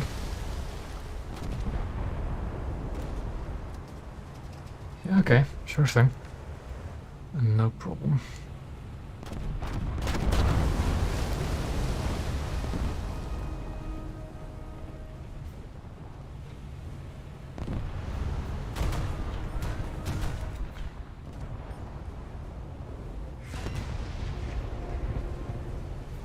I have royally pissed off that Krim, so I'm a bit of trouble. But if I keep a cliff in between me and him, we'll actually be fine. That Norfolk is a problem now. It's right on me.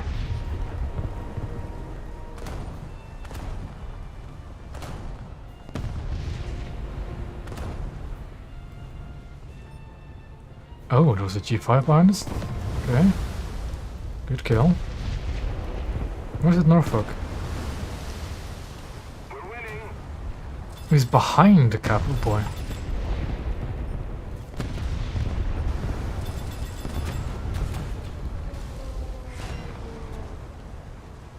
Yeah, he's on B, but he's behind the fortress from my side. Can't actually shoot him.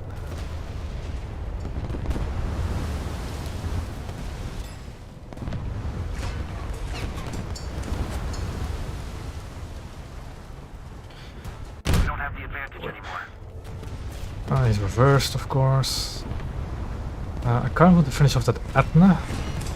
I've lost all of my front guns because I've gone in front of that Krim. And I'm going to deal with the Etna first because he's low. Or should be if it didn't hit the same compartment over and over again. I am kind of screwed. Just ever so slightly. Like I do not know where to shoot British cruisers to actually kill them. At all, and I'm already dead. Secondary ammo. Blew up. And I'm dead, yeah.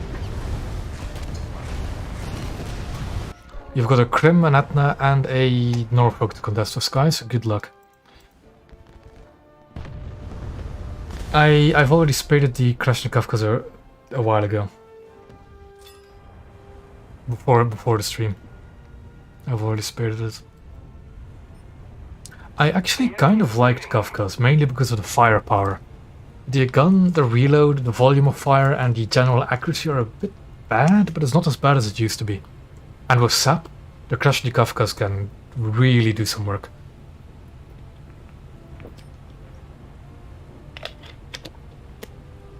I actually really like the Kafkas.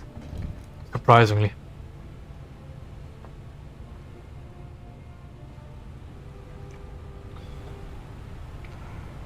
Again, the squad with 12 kills, the rest of the team 2. I don't have any videos on the Kafkas now. I really need to work on those reviews again, but I just haven't. Jesus. What? Yeah, Kafkas is a lot better after the accuracy update. I've played it before the accuracy upgrade and I do remember it being really bad. But after this update with the improved accuracy, it's alright. It's not the best, but it's definitely alright.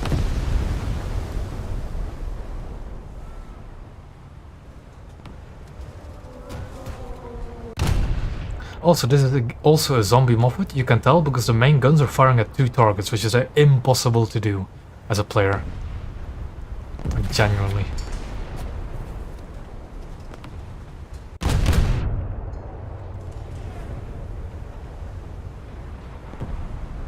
Front. There's a Akizuki shooting at me, so I'm not too worried about it. So if he starts a fire and knocks out guns, it'll be annoying.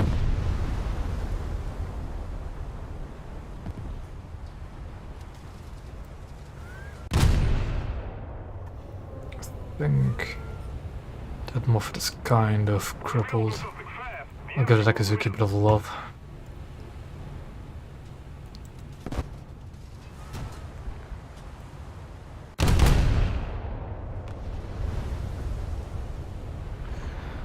Like, the first reviews I want to get out of the way is all the destroyers.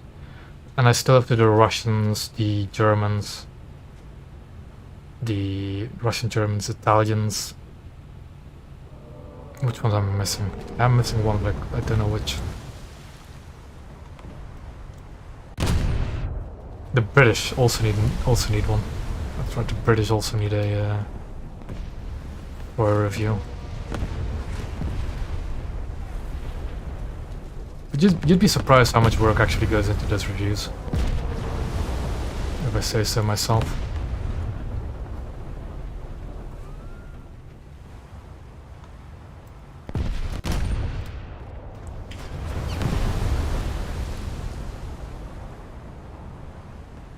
"13 kills between 2 people, the rest of the team 2.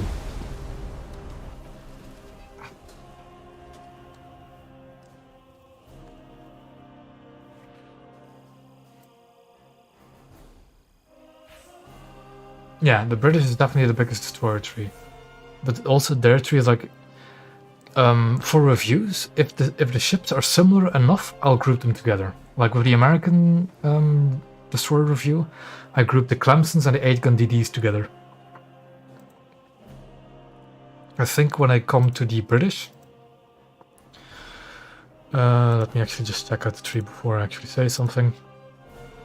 Like the Kalp and Brizenden are going to be the same review space really, because they're very similar ships.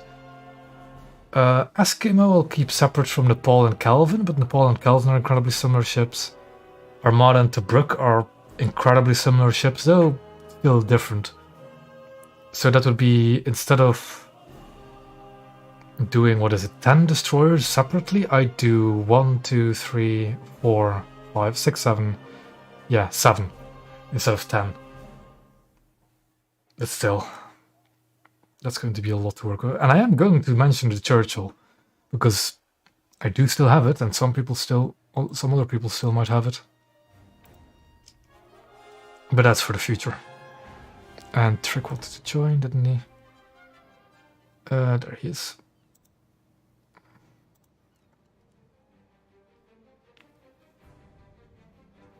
Ooh. Away from the Kafkas. Yeah. I mean, I like the Kafkas. The 180mm guns definitely pack a punch to it. And the reload is not that bad, really. Especially with all of these zombies running around, it's fine. Trick flexing with his tiger, I see. God damn it.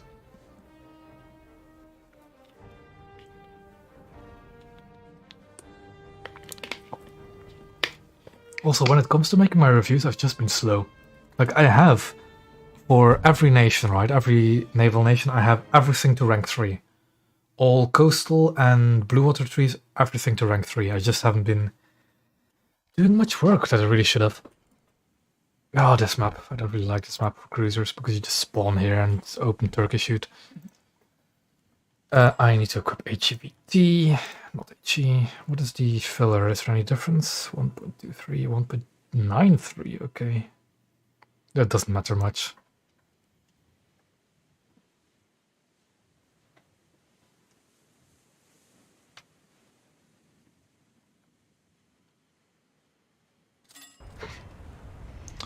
Alright, behind Sky.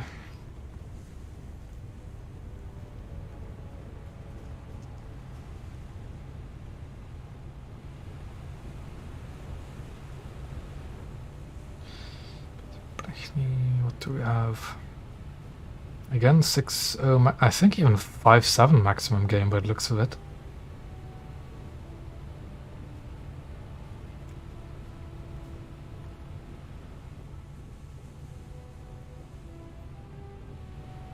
On this map, in cruisers, I actually go for C most of the time and just angle into, keep angle towards those threats and just beeline to C.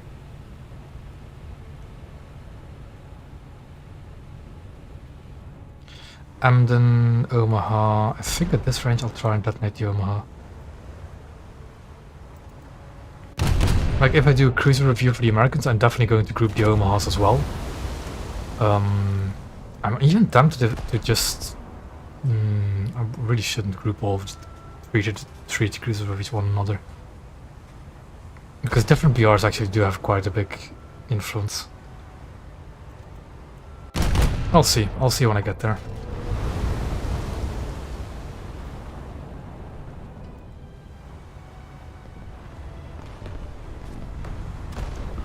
Too much lead.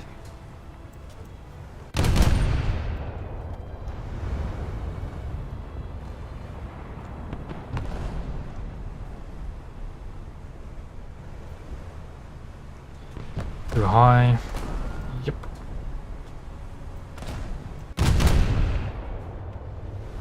Thanks. Allied forces have captured a zone. There we go. See, at range you can detonate Omahas relatively easily. Because you just need that impact angle. And then you can just dive straight into that front ammo rack.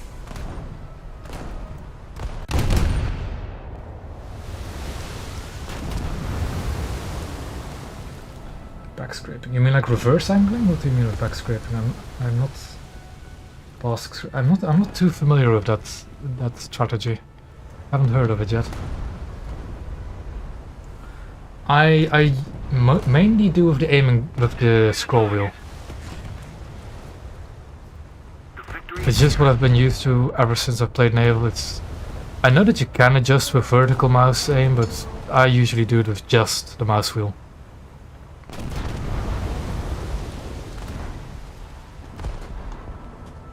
Like sometimes I'll do micro adjustments with the mouse, because it's a bit more fine than the mouse wheel at times. But most of my aiming corrections I do with the mouse wheel.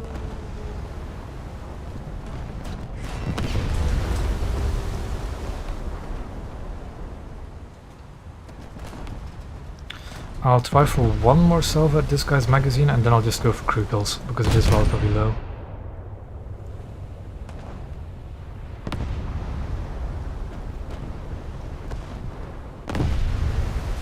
Okay, now we just go for engines on that wagon. I think it's a zombie Eugen, so I'm going to see what else is threatening us. That's a player, I think. By the way that moves, that's a player. Also, that's not a popular that's not a zombie ship, that's a Nuremberg. It isn't premium, so it's less likely to be a zombie.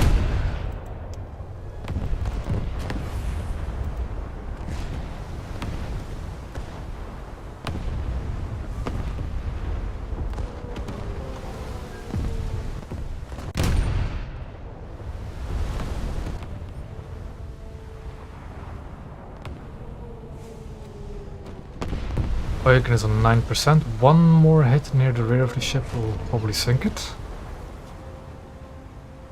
There we go. Now I can focus on other threats.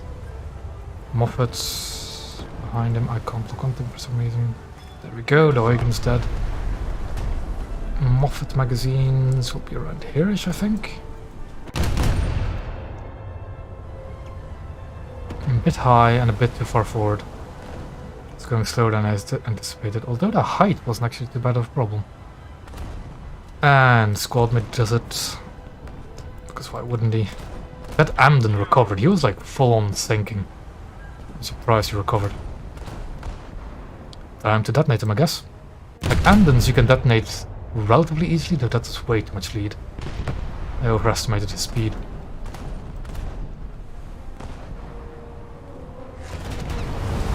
Ah, yeah, and like reverse angling, I know what you mean. You can do that, you can always do that, angle away basically.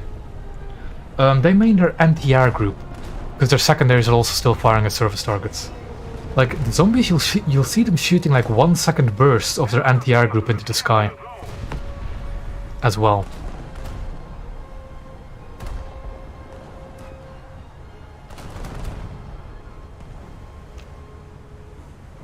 I mean, like, angling away definitely works. It works in certain circumstances. It depends on the kind of firepower you want to do, it depends on what kind of maneuvers you want to make. Like angling in towards an enemy, angling away.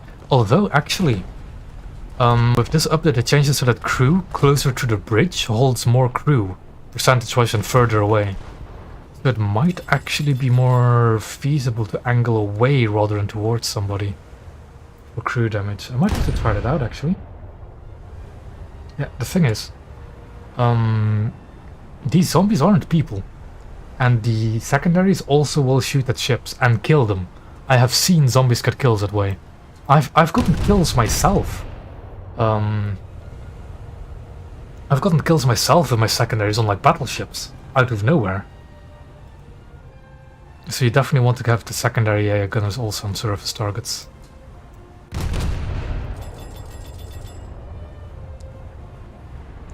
That Eugen is probably going to sink, so I'm not going to spend too much time on him. Yeah, it's dead. I'm going to go to B now because it's uncontested by the looks of it.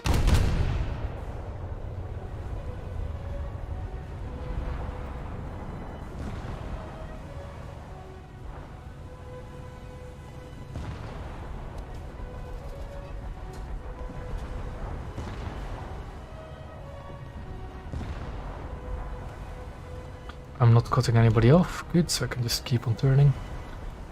I'm very tempted to detonate this guy's magazines. Hold on. Oop, the frame rate drop. You can, kind of. Like, let me show you on a target I have, right? There's two ships here. That is my secondary target, that is my tertiary target. X, 2 and 3. Torpedoes, thank you for the heads up. I don't see them, but I'll keep an eye out. Like, look. Yeah, it's hard to say, but that's my secondaries. That's my tertiaries. So if you had a plane incoming, you could put the tertiaries on the plane and the secondaries on a ship. And that would work. But yeah, there's no... You'd have to still manually select it, yes, but... I know what you mean, but you can do it, technically. So I need to be careful with the torps, but I didn't see them. I know what you mean.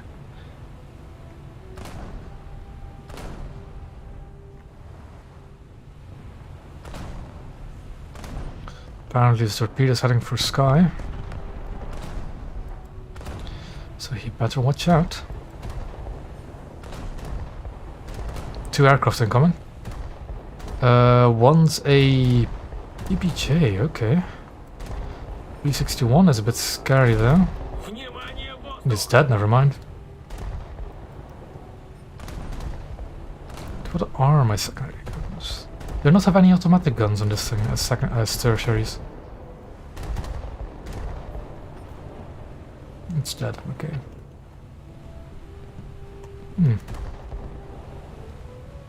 Another aircraft up? Apparently. No, really low. H111. Capturing B, that's good. It's dead. I get shot by the ship. I do. I usually do. I've already just repaired.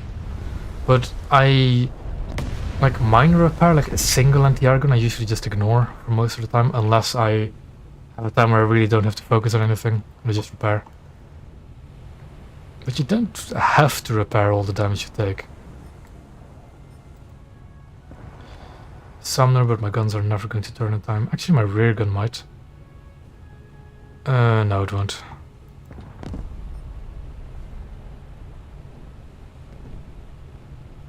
Oh yeah, I know. I know when to repair and when not to.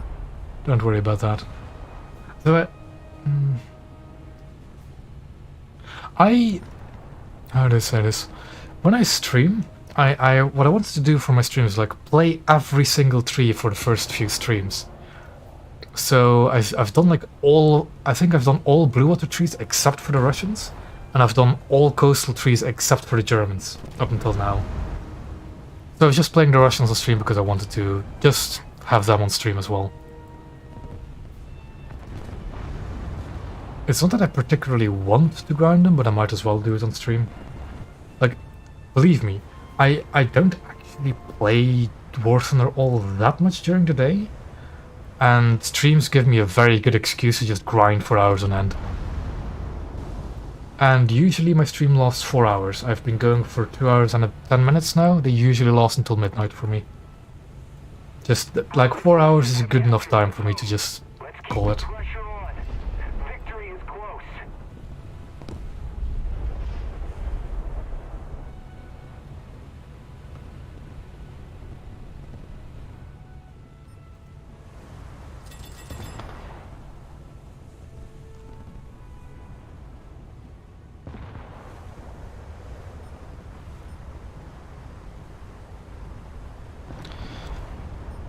One, and just go forward again.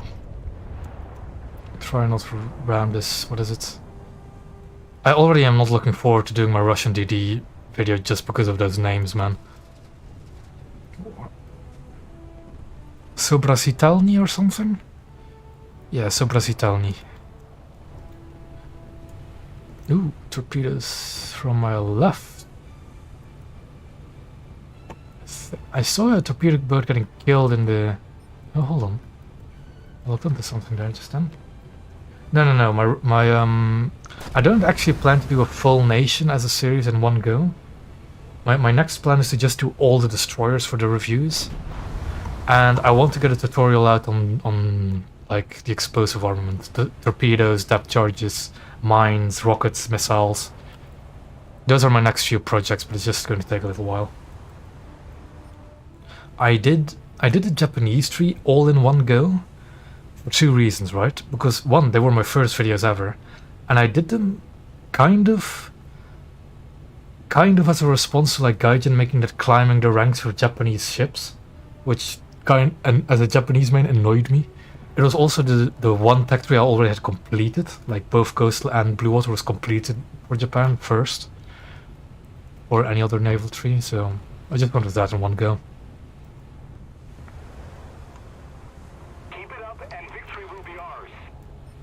Eventually I'm going to play the Arizona. I don't have it yet, but eventually I will. Mainly because the main naval nations, Japan, Britain and America, are definitely the ones I want to keep up to date with. Oh yeah, exactly, that's the compared to Flip Stud, I want to make reviews in like vehicle types, not just any individual vehicle. Because making, like, the video making process, doing it for every single vehicle individually would be very annoying for on my end. Like, I like doing them in batches. Setsu, I mean, actually now that you mentioned it, I don't recall seeing many other videos on Setsu.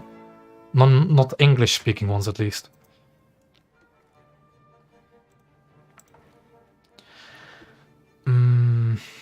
Ventilation is probably a good one.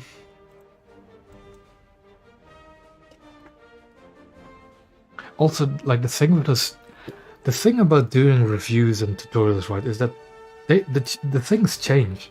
Like for my frigate my video on the frigates, the Japanese frigates,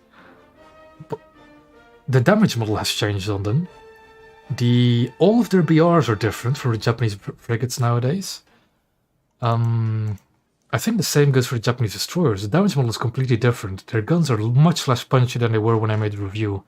And a lot of their BRs are different as well. And now with battleships. I made all of the battleship reviews before the plate mechanics were a thing.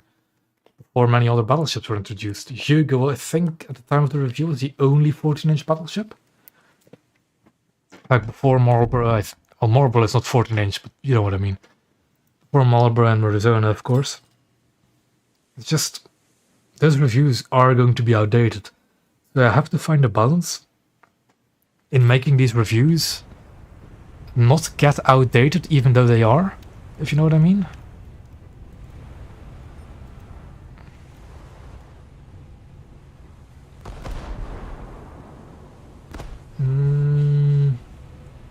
I think out of all nations, go the British. The thing is, what monitors? The only monitors I know are like the American Civil War stuff, and the... Oh boy, we aren't up there. And the British like 18-inch monitors. Those are the only monitors I know of. And like the 18-inch monitors are a bit much to me.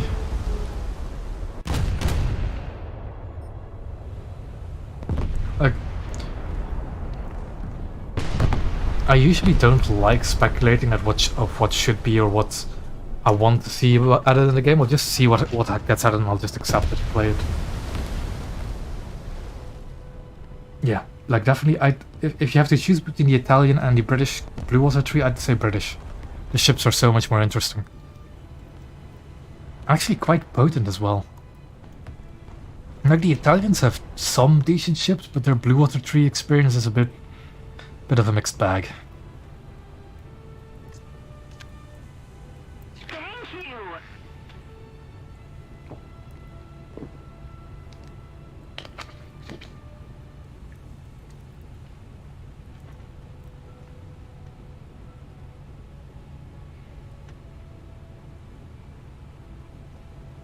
The thing is, like, the Marlborough, yeah, I think I'd agree that the Marlborough is the only good British battleship at the moment. Like, their future battleships are going to be very interesting for Britain.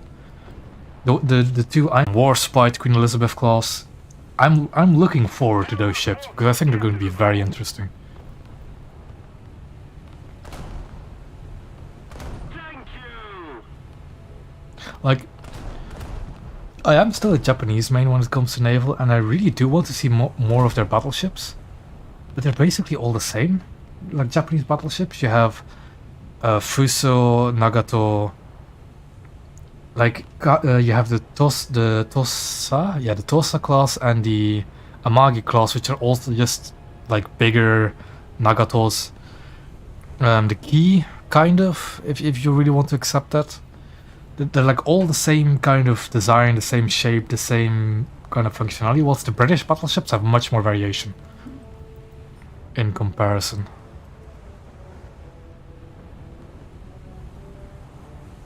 Like, I would love, like, Queen Elizabeth, King George V, and Rodney or Nelson. I would love to see them, just because those three ships are all incredibly different compared to one another.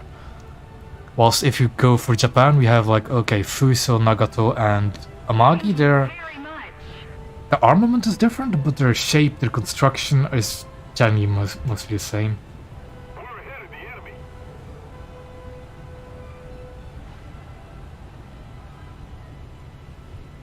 Also, I am going to have to apologize, but I do actually kind of want to see carriers, and British carriers are very interesting.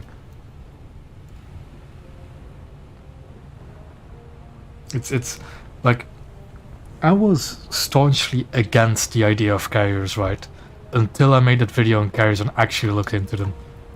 Because there are some surprisingly bad carriers out there when you just think of game terms, right? Like with very small air groups, very slow aircraft carriers.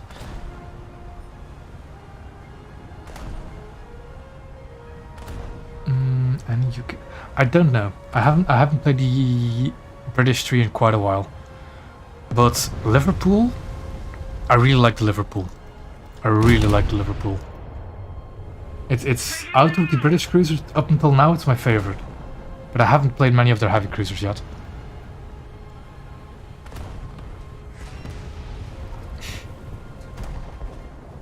Destroy the target. Okay, I see the KOR. It's getting shot at by my NTR. But I'm getting shot at by their team, so that's not going to help. Like this Helena, right? It's shooting at me with its secondaries.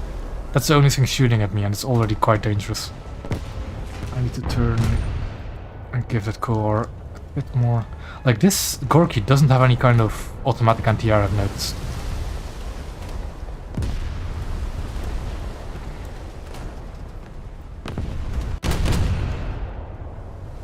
Come on. Okay, good. Good.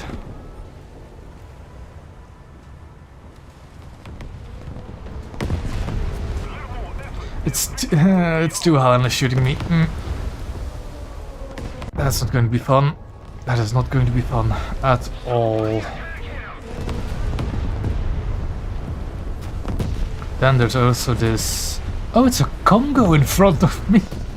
Oh no. Oh no.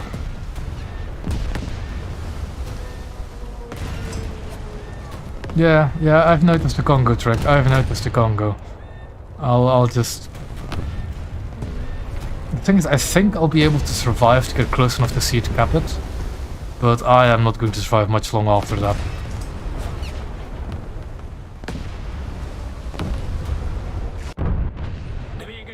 Already losing engines.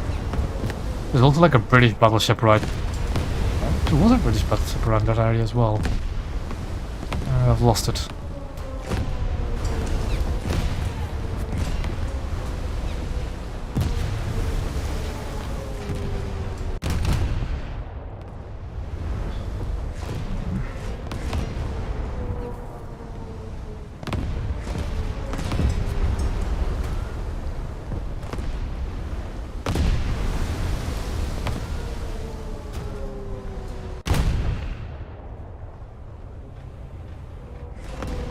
That thing is dead. Good.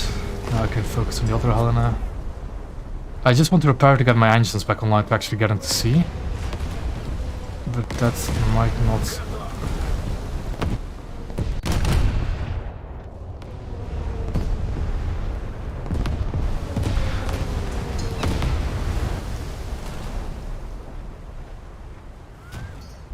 My secondaries are opening up on something and I don't like that because that's a plane. Never mind, I killed it. It's an East. Okay, it was the Congo's plane. That's Congo's plane. Well, no, the Congo's an E-13, not an E-7. It must have been something else.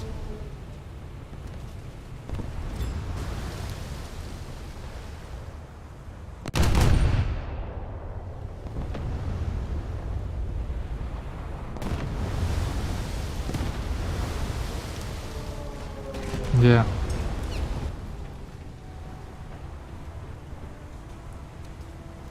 Is that... No, that's a Kirov, that's not a Voroshilov. That's most likely still a player. Can you actually detonate Kirovs? I think you can, but he's a bit too angled for it, isn't he?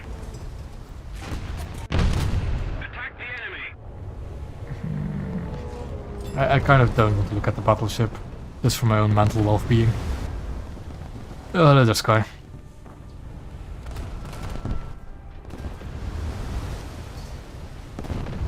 Oh yeah. It's... As soon as you know the weak spot of the Moffats, they're almost jokes. Like, genuinely.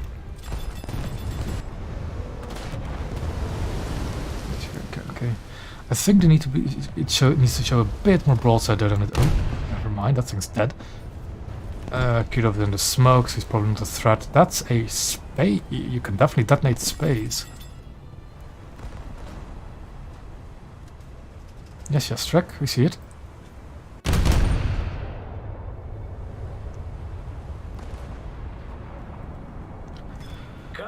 And there goes his broadside spay, because German cruisers, pretty much all German cruisers are just floating ammo racks.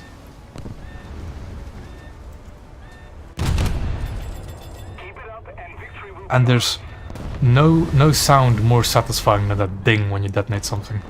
Yeah, Trick, no problem. It's no problem that you're delayed. Also, I am dead. No, not enough crew.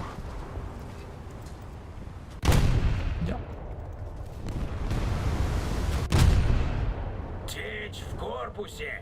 Destroy the target. Ooh, there's a dreadnought. Потеряли ход. Пробоина в корпусе. I'm going to shoot my parting salvo at the dreadnought just to break some plates. Also, Sky, that dreadnought is looking at your direction. Just so you know. Like last I saw, those guns were looking at you.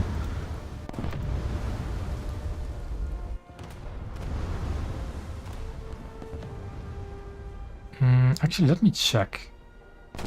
I have some 45, some 12.7s. Same 100 mils. Armor is same, but looks a bit. Oh, a bit more armored. The Gorky has a bit more armor. And the same anti-air armament. Actually, a bit more anti-air armament as well. So yeah. The Gorky is technically a better ship than the Kirov. But the Kirov is leagues cheaper to actually research. And Spade, I mean. Don't have AP yet on this ship there, so I'm still in trouble.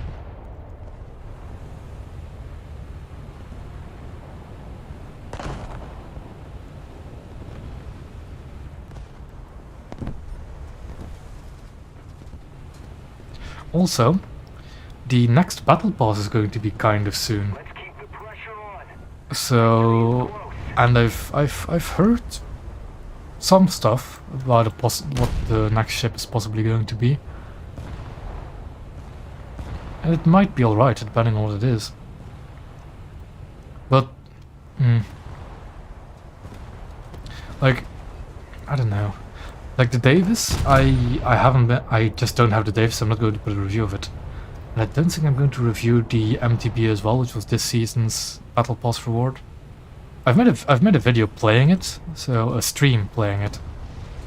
So at least I've got that, but like, this is kind of the reason I didn't want to review premium ships, is because they're constantly adding more and more of them, and I'll just have a backlog after a while.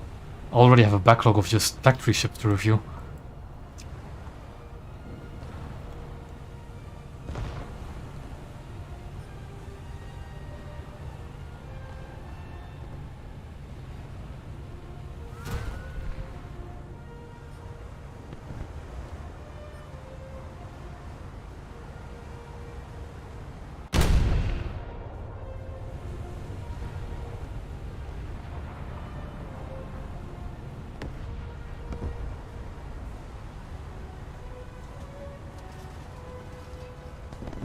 Culture is dead, good. There's just another one here around the rock.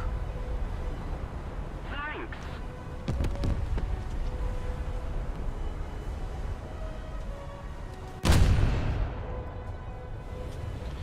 And this seems like it'll be a win as well. I'm somehow top of the team.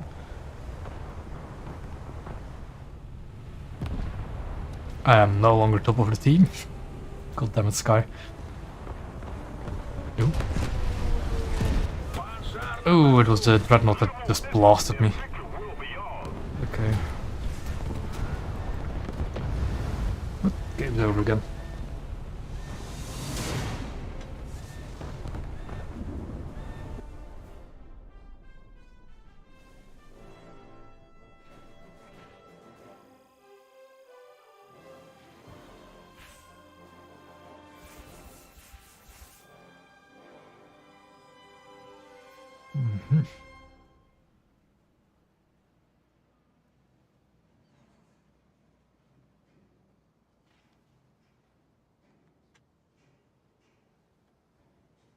Oh, I've played the submarine of. I've played both of the Silent Thunder events. The first original April Fools and then the rerun. I played both of them. I'm going to be streaming for another hour and a half, at least. At least another hour and a half.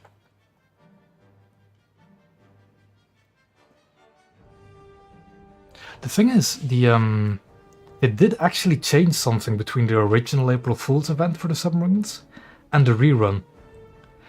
In the rerun of the April Fool's event, they made the ocean, the subsurface ocean, much darker. Like you couldn't see anything. In the original April Fool's event, you could actually see underwater. You could actually see your submarine and see where you're going. But in the rerun, you were just blind. It was just black, and that really annoyed me. So much so that I think I didn't even play more than 2 battles of the rerun, even though I really liked the original April Fool's event. Yeah, the Golden Hind event as well was incredibly fun. Like, it was the first taste of Naval and it already got me hooked back then. Though I personally never actually saw the Kraken. I never actually sailed out of bounds for that to happen.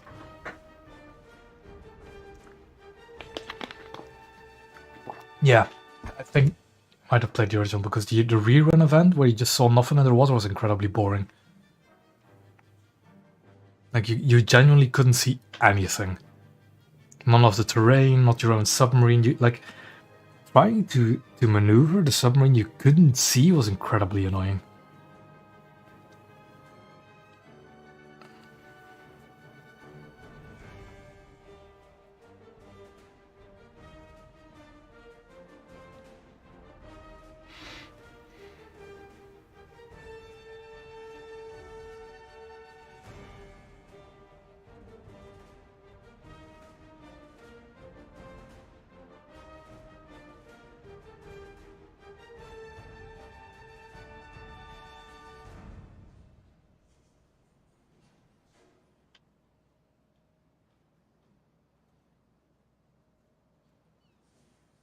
It's a shame I wasn't in the business of making videos back then, because I would have loved to make a video on the submarine April Fools.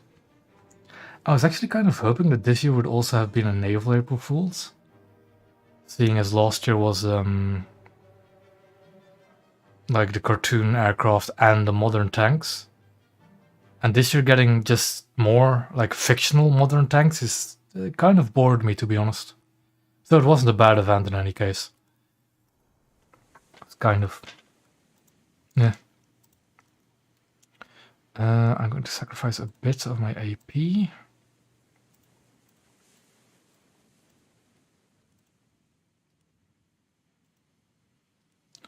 And take sap, though I actually... oh. Let's see, I'll make this for my sap. Actually, that puts this to 270. And put this to 300, and I'll put this sap as my primary. There we go.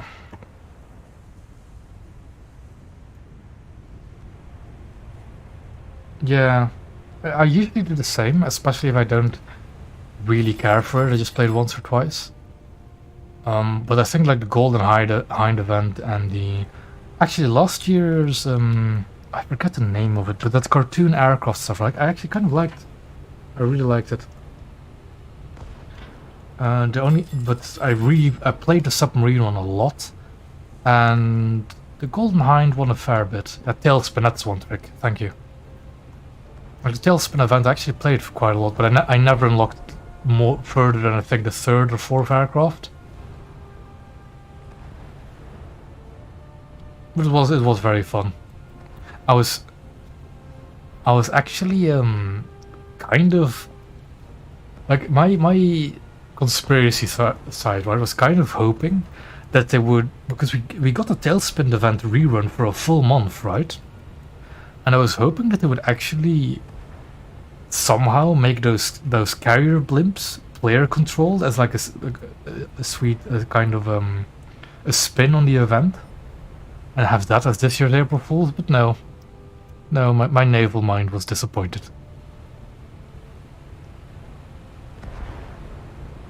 Oh boy, they got a P. Yeah, I've heard this guy. I read this. Don't worry. What do we have? We don't have any battleships. Ooh, and they have a Pariskaya. Ooh. This is not going to be fun.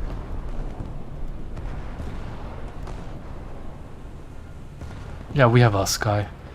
But a Zara, a Eugenio, and a Corki is not going to kill a PK.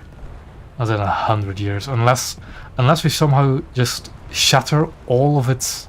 Also, they've got a battle cruiser, and that's not a PK. So, yeah.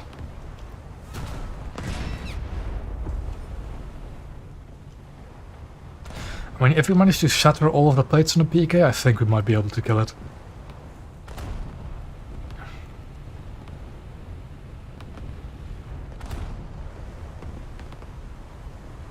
Nah, the HE is not going to do enough, because it doesn't have that much exposed crew.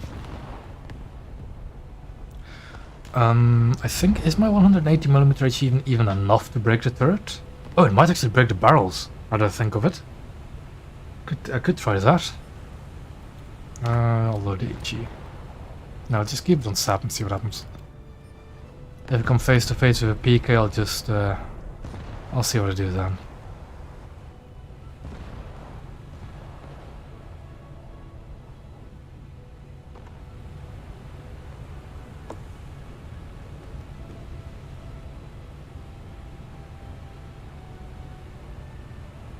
Attack the enemy!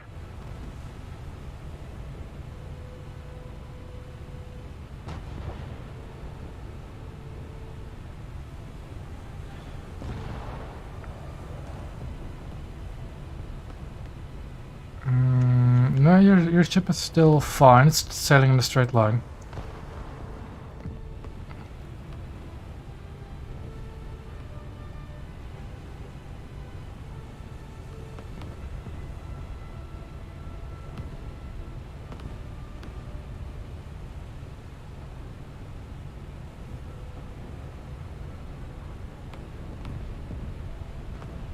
I mean... Oh, you didn't kappa as well, boy.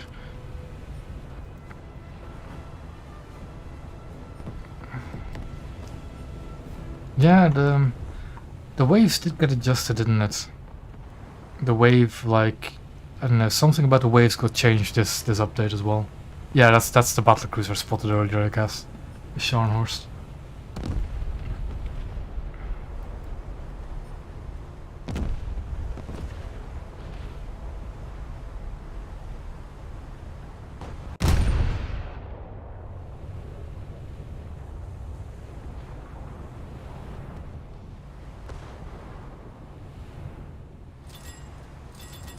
I'm going to slow down because I don't know what the hell this is.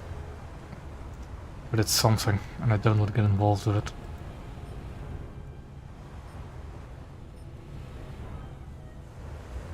Ah. Damn.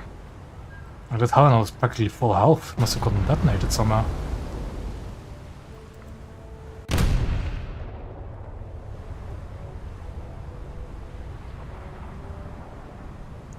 Too much lead, probably, and overshot.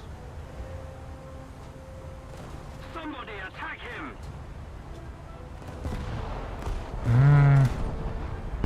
I mean, I do have my own squadron, but we're not very active in like making squads.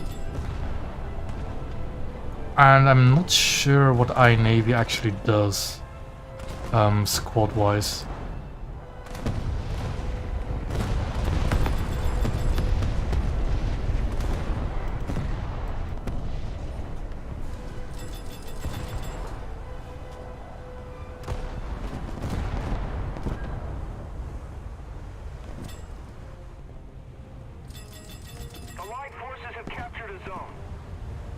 That Chapayev is really just not doing well, is he?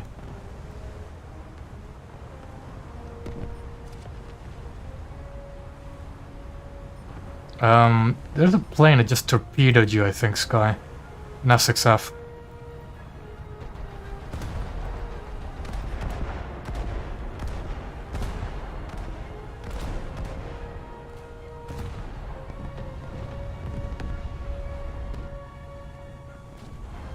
Also, for some reason, my gunners were on ships only, which is rather weird. Good, he missed.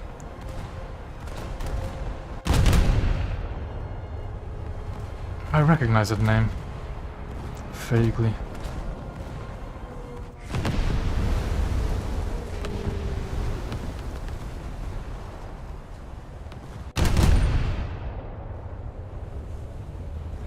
Oh, hello. A Fruitaka.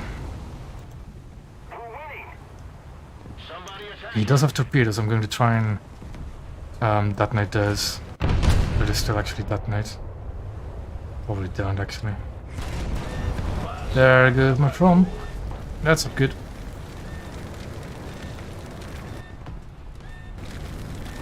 Not much point in repairing the turret because it's dead. It won't have any ammo.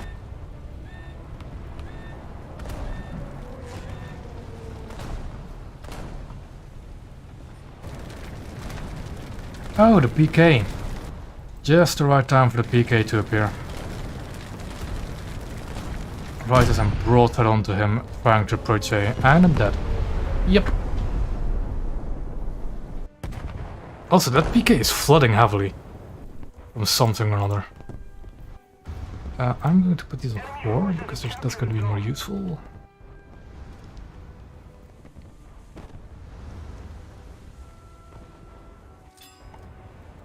Yeah, no, that PK was flooding heavily. I don't watch it on the dev cam.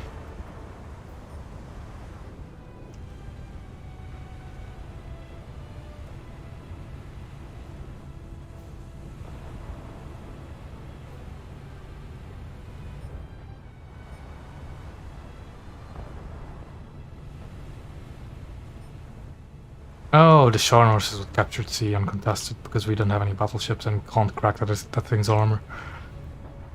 I guess.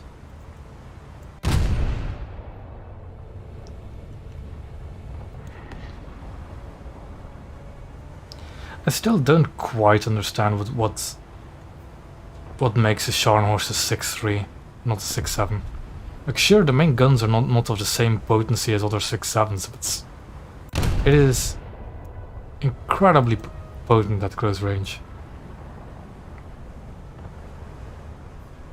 Especially against cruisers, like jeez. It's like the perfect counter to cruisers.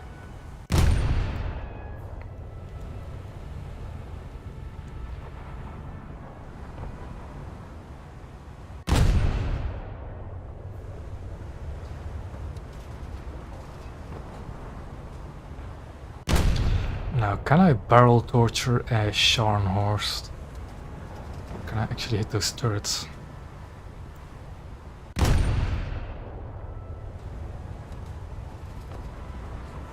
him down.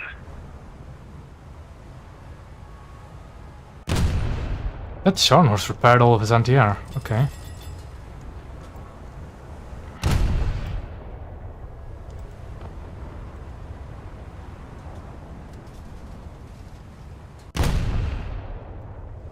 There goes Sky to PK.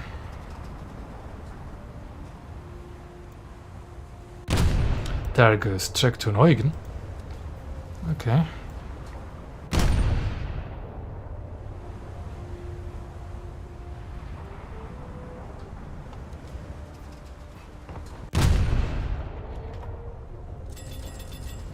I don't even know where the PK is at the moment. Oh, there he is. He's about to blast me in my broadside, isn't he? That damn looks like it. No, he's not shooting at me. Attention to the designated grid zone.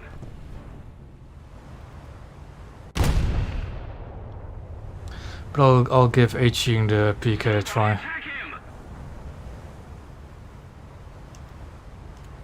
Oh, you're coming in with a plane, that's why. Hold on. It shot me. It shot me with a full broadside. I'm probably not going to survive and a stock keyed off. I'm fine. I'm still alive. Somehow. But it still has a lot of his anti-air guns up and running.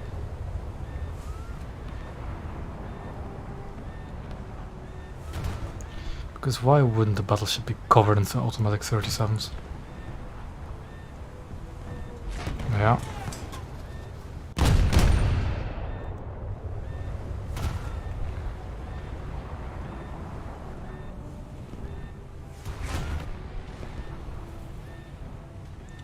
Ooh, something hit that PK hard.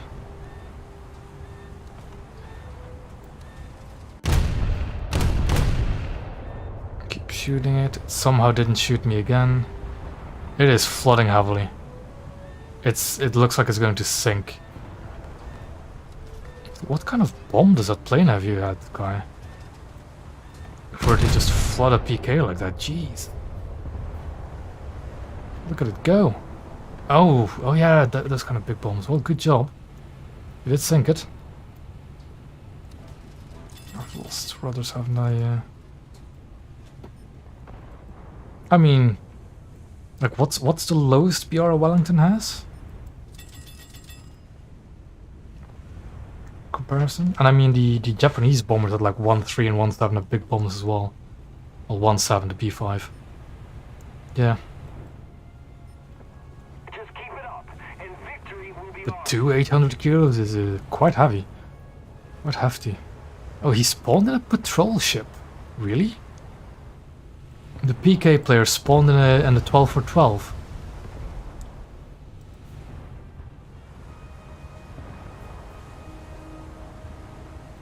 Can I get my revenge? Forces have captured a zone. Or the New Orleans just blaps him? No.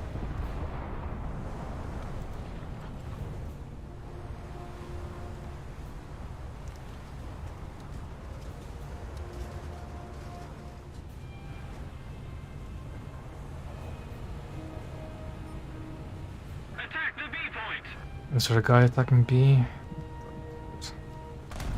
Somebody attack him. Oh, yeah, that's going to be the same player again. That's going to be the PK player, yep. Trick. Defend the B point.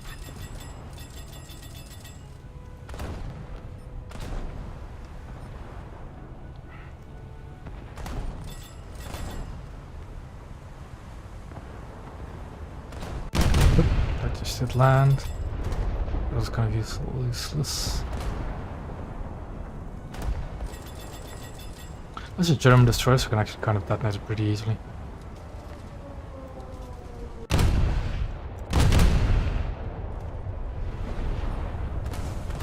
Attack the enemy.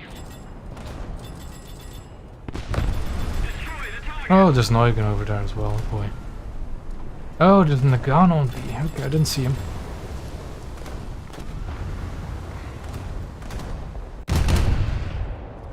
Didn't see him. Пожар на борту.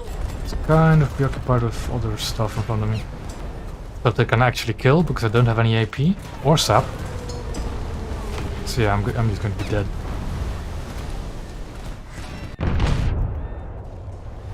Двигатель уничтожен.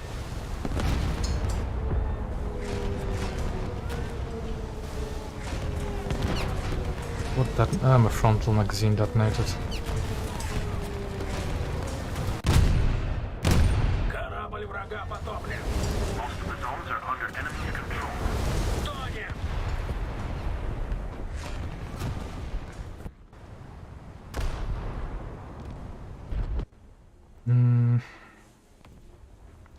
What I'm going to do again, right, is just...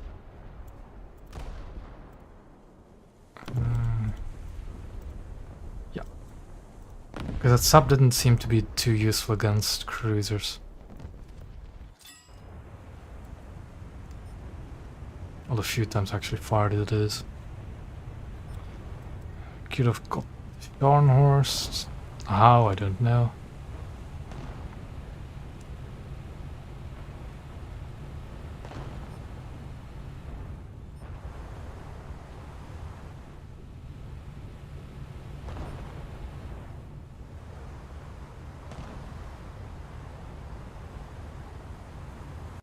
It should be the Helena, what I'm shooting at now. Attack the enemy. Moffat's dead. Good job.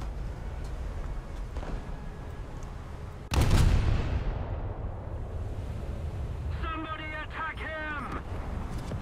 There's another aircraft up, 335. Just so you know.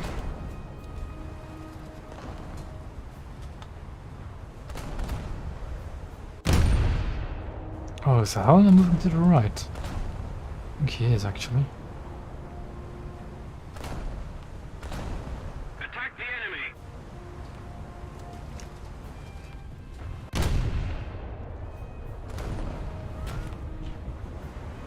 He's diving for the New Orleans.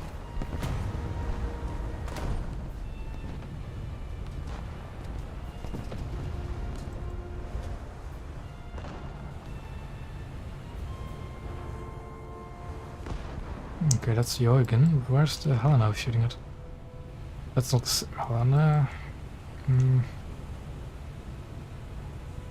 Oh, the gun launched torpedoes, did he?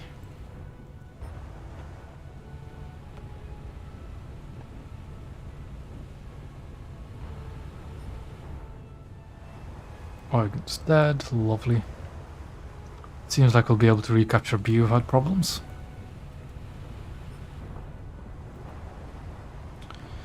And that is a Moffat. We all know what that means. Those are looking fine. That's not a Moffat, that's a Farragut. But, same thing. It's American destroyer.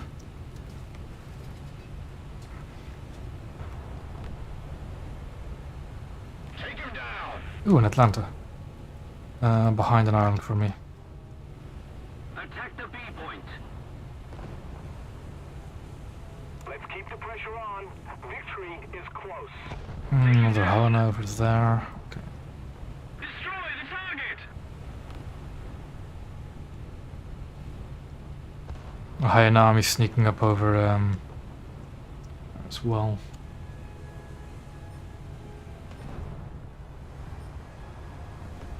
That's the guy in the Farragut that just detonated, so Somebody attack him. guess we'll do the same thing. Oh, is he in a... Allied forces have He's in a Clemson now. That means load the sap.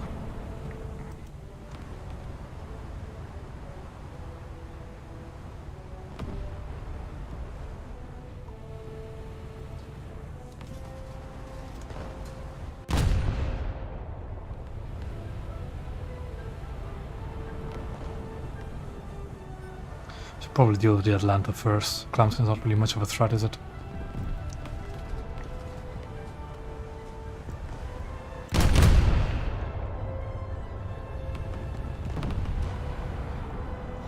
Way too much lead. Also, that Clemson somehow detonated from a transmission fire. But I'm not going to complain about that.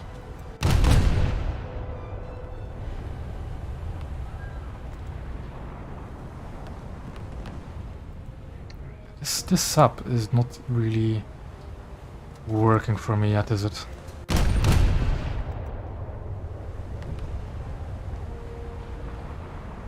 Also feel like just not shooting the correct place. I want to shoot the turrets in the rear.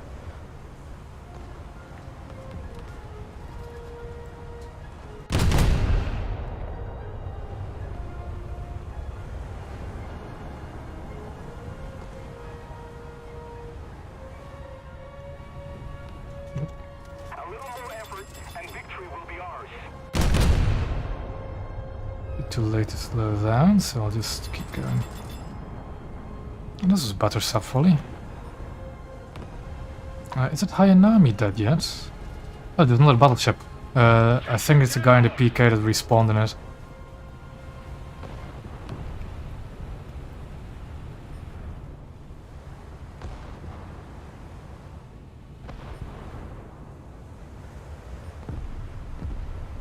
Now that PT-811 could make himself a legend if he were to just rush that PK. Like just ambush it. I think it's too late. Yeah, it is a PK. Take him down.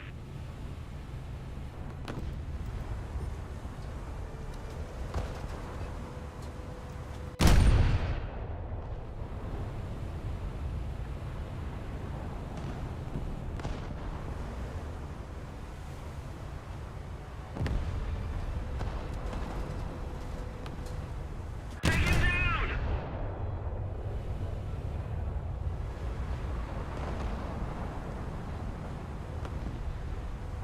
Attack the enemy. Attack Yeah, the enemy. that's really like panning angles. Let's swap to the AP.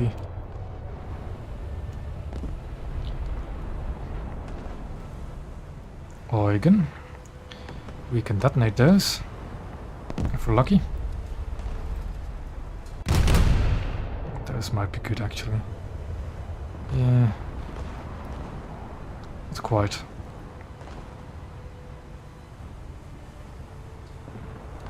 Somebody attack him. Ah, god damn it, back. Mere moments before I was going to shoot it. Or before my shells were going to land. The, the PK comes around the corner and he's looking at me. Ooh boy. Yeah. There goes 60% of my crew in one salvo. Those leaks are not really below water, so I'll just put out the fire first.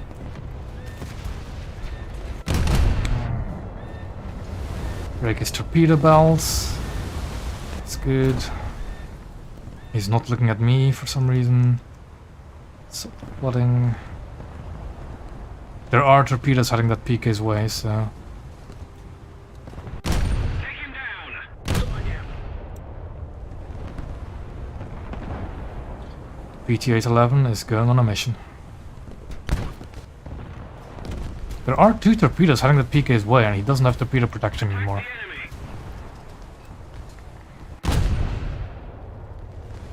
Let's try and crack some plates whilst I'm here. Yeah, those torpedoes are going to hit the PK. Still, it doesn't matter. What do you mean they don't hurt BB Sky? What do you mean? What do you mean? Italian torps just detonated the PK.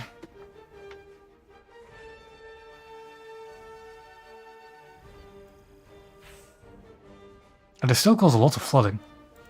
Especially at 4 meters. Sharper protection. Probably best. Ooh, got parts on the kill-off. Yeah, I know Sky, but that PK just got detonated by Italian torpedoes, so it's fine.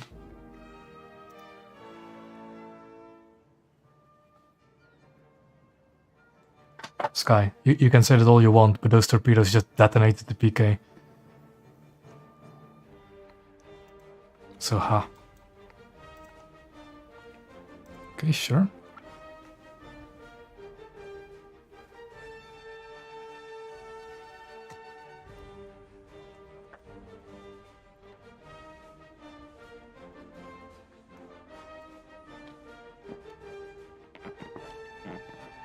Like, I wasn't expecting those torpedoes to detonate the PK either.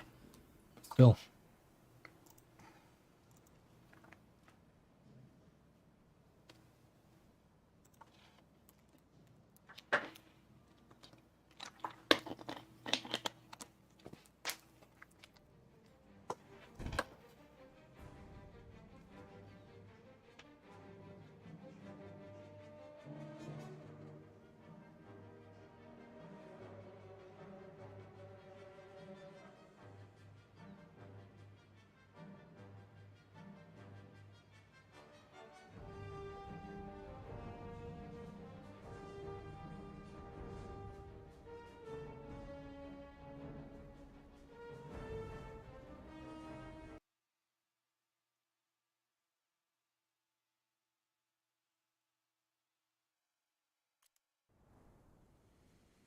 Oh, I don't like this map for cruisers because of this spawn point. Like, on this side it's alright, but here you have to sail all the way around this peninsula. And then this area is kind of awkward as well.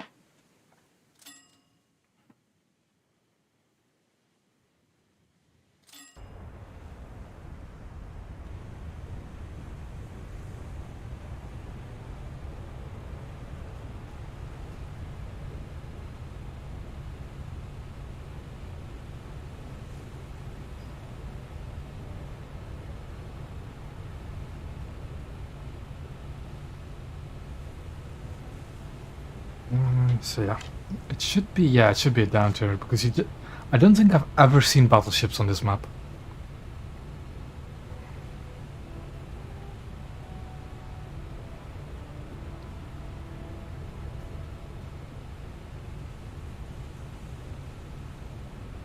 Yeah.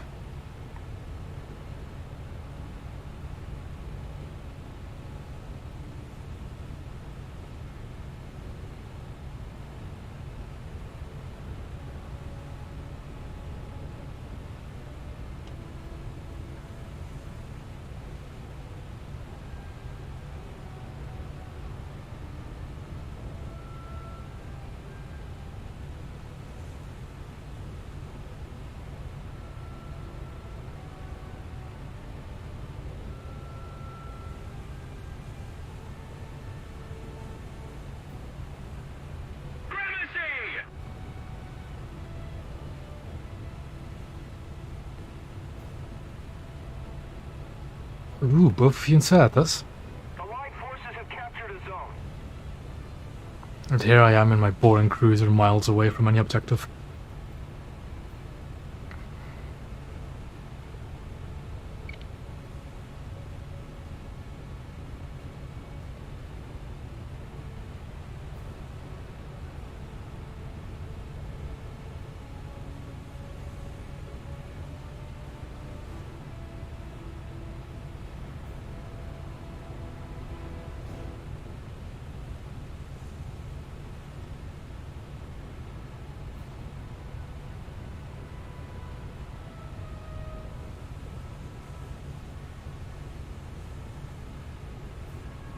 Different Yuki.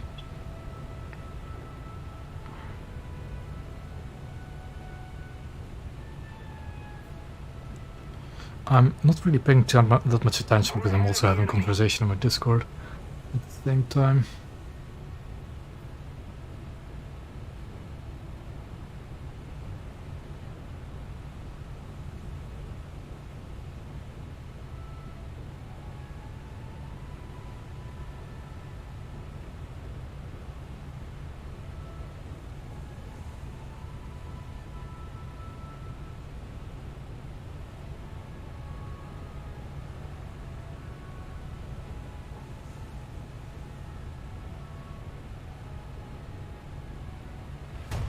Okay, that was a shell whizzing past me.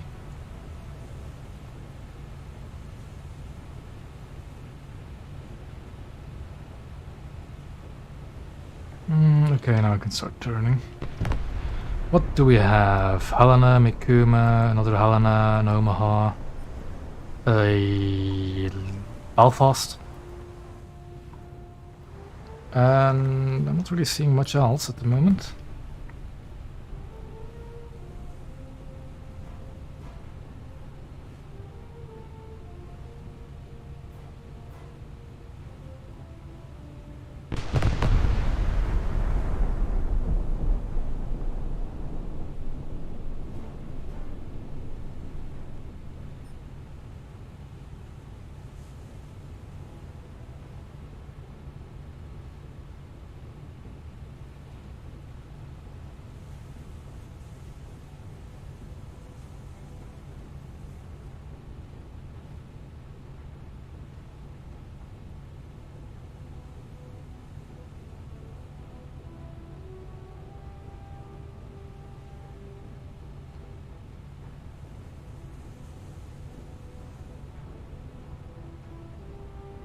Let's keep the pressure on. Victory is close.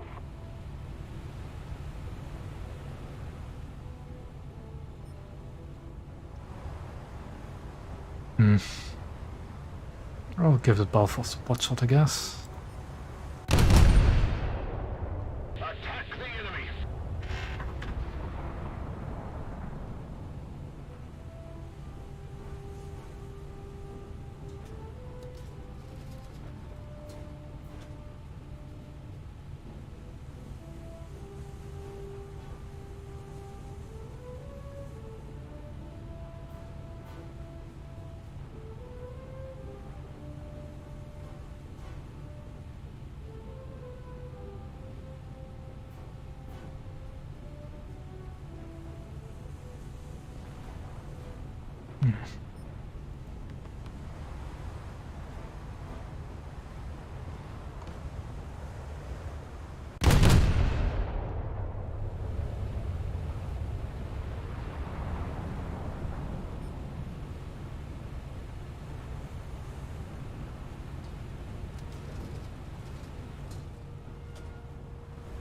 Far behind.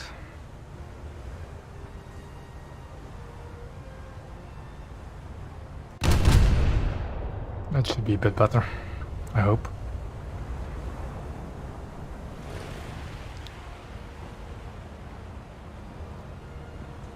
It's still too far behind.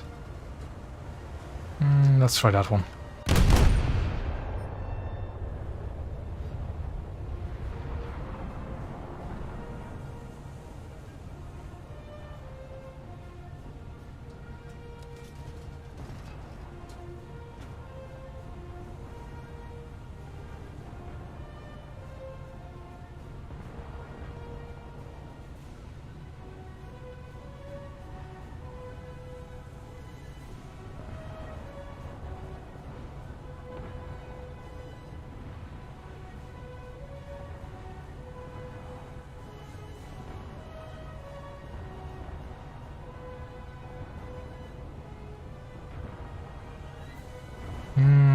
should actually probably try and defend B a bit.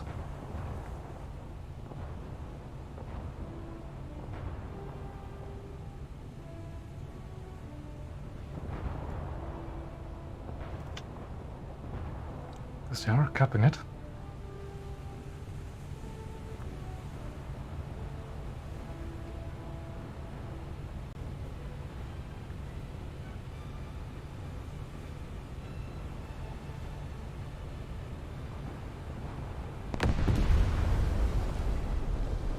I'll just sneak into B.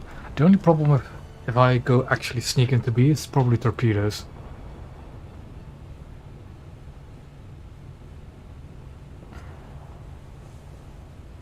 Enemy forces have captured a zone.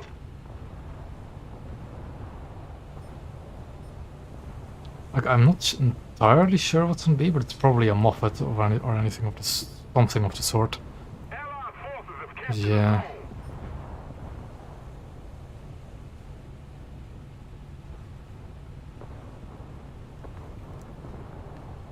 If it's a coastal vessel, I'm a bit more trouble. I should actually probably load my SAP with my AP. It's a scout plane? Okay, that's interesting.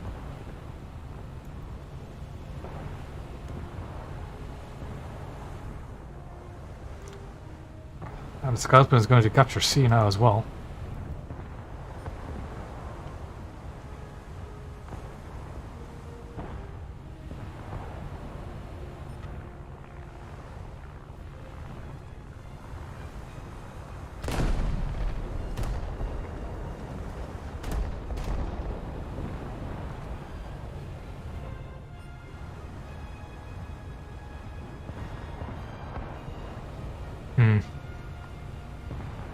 Okay. I should be able to cap B myself, so it shouldn't be too much of a problem. Also, are people having troubles with the stream or something?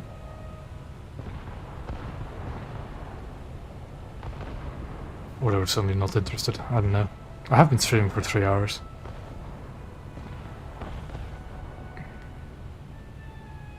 The enemy has captured most of the strategic zones.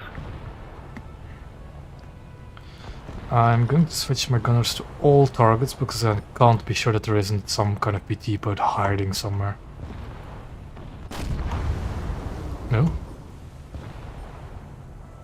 Oh, there's a Makuma over there. Going to swap back to AP. Not that I actually loaded SAP yet, but still. If that's an actual player, I'm going to be in a bit of trouble.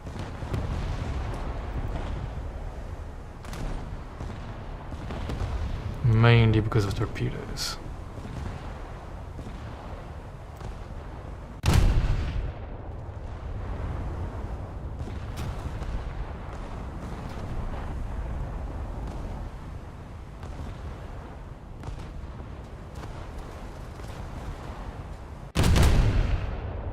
So that gunnery kind of makes me think that that's not a real player. Like, he's missing by miles.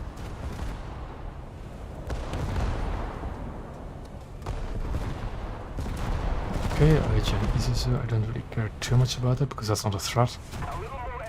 I yeet a torpedo down that slot. I heard a warning for aircraft, so I'm going to put my gunners on air only. Just for the time being. The torpedo is probably not going to hit the Makuma down that slot, but I might as well try. It may be the scout plane that was on C. Also got a Moffat behind me. And I'm going to sail out of the cap, am I? Oh, the Makuma launched torpedoes, so it is an actual player. For as far as I know, bots do not launch torpedoes at actual players.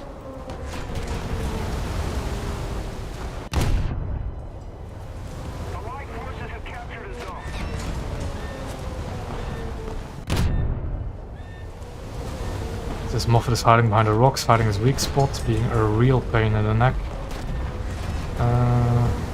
He's already detonated one of my magazines as well, which is not fun. I don't know what happened to my torpedo near that Mikuma, but it doesn't seem to have done anything, and it is... Damn it.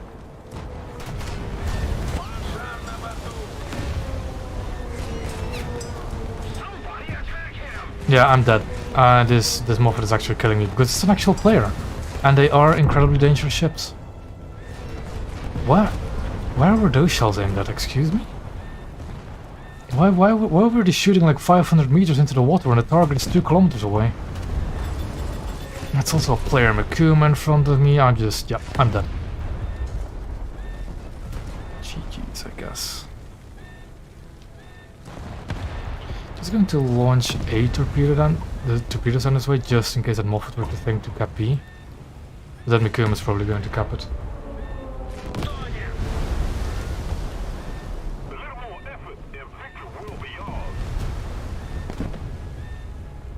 Yeah, the Mikuma is coming around to cap B, so B is going to be lost really quickly. Like, I just melted under the fire on that Moffat instantly.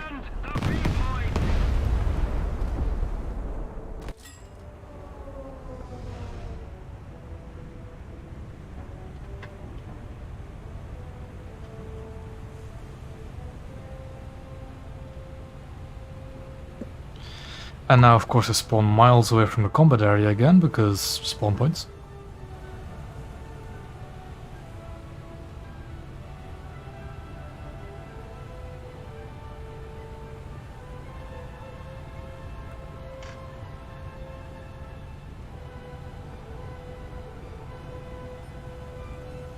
Like, a Mikuma is like meters away from entering B. There it is. And it is a player Mikuma, just so you know. It is an actual player Mikuma.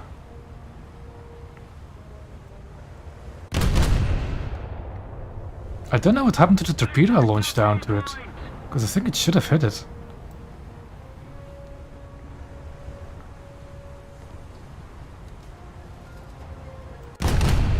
It's fairly wounded at 55%, but...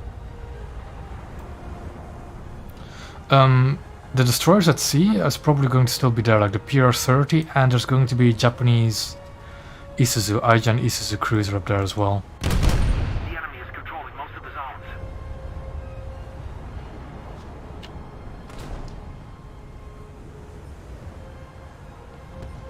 I'm trying to hit the turrets of this Mikuma, but it's not working too well.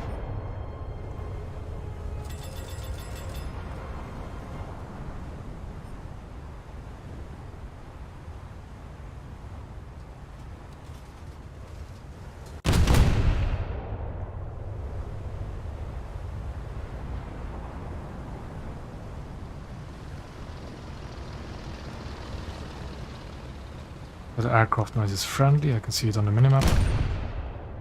Yeah, there it is, SPD.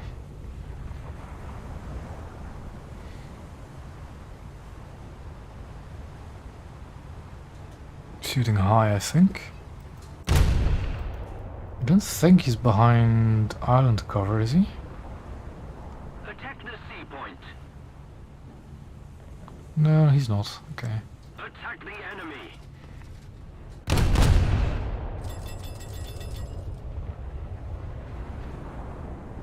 A fast attack craft is near the... Okay, it's going to be...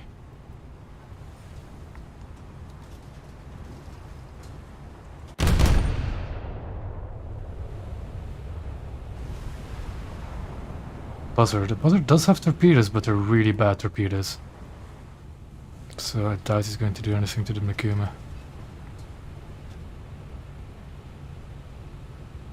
Trek, have you not seen the Isuzu?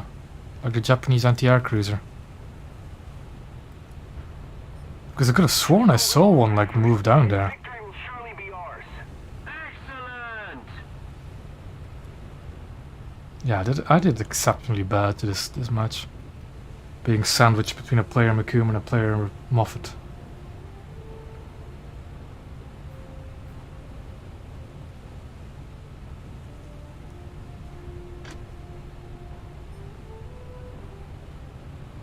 The buzzard gun killed the Makuma? Huh? How?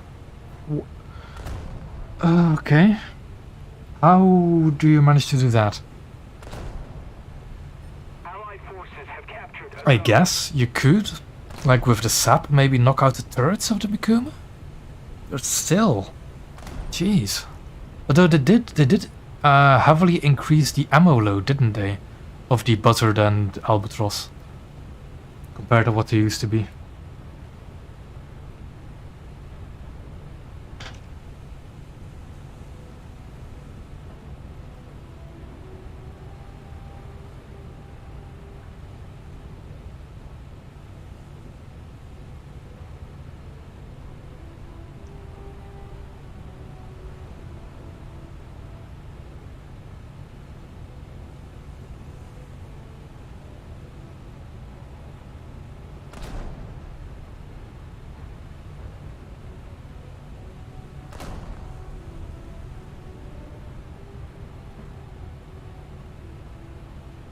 Yeah, probably not going to have much more action this match, which is a bit of a shame. I practically did nothing but just cap B.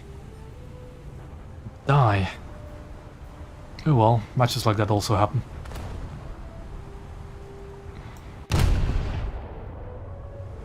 Let's keep the pressure on. I think I'm not going to equip the sap though on my Gorky from now on.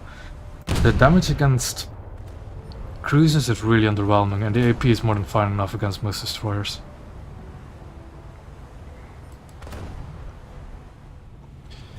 I really do have to experiment a bit more, but I just don't want to.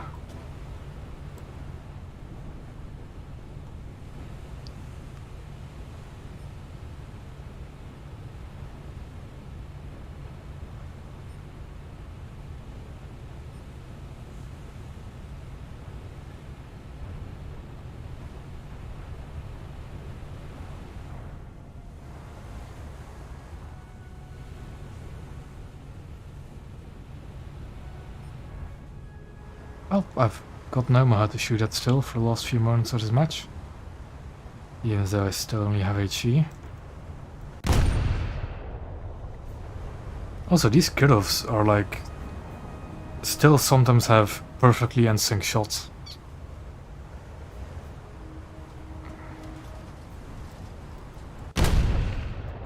At least they sound perfectly in sync. It looks like they aren't.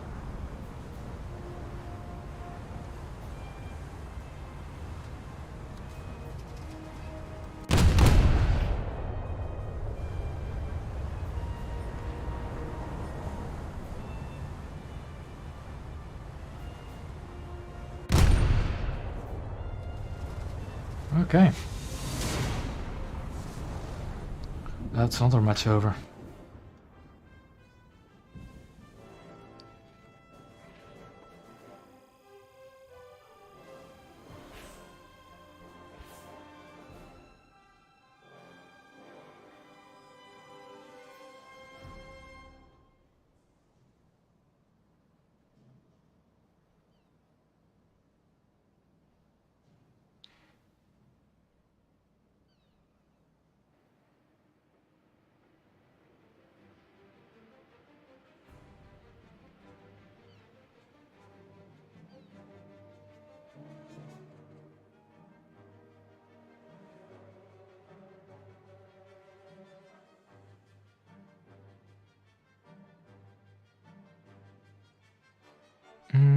Okay. Seems like they're ready again, so off we go again. On to more cruiser grinding.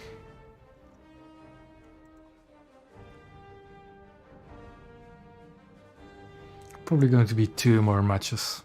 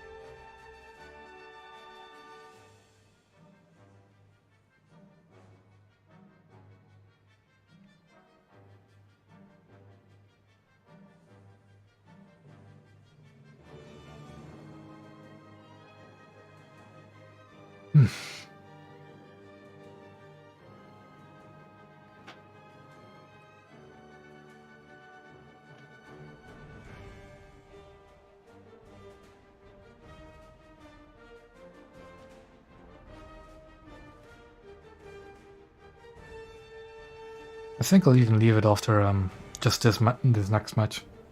My voice is starting to get a bit affected.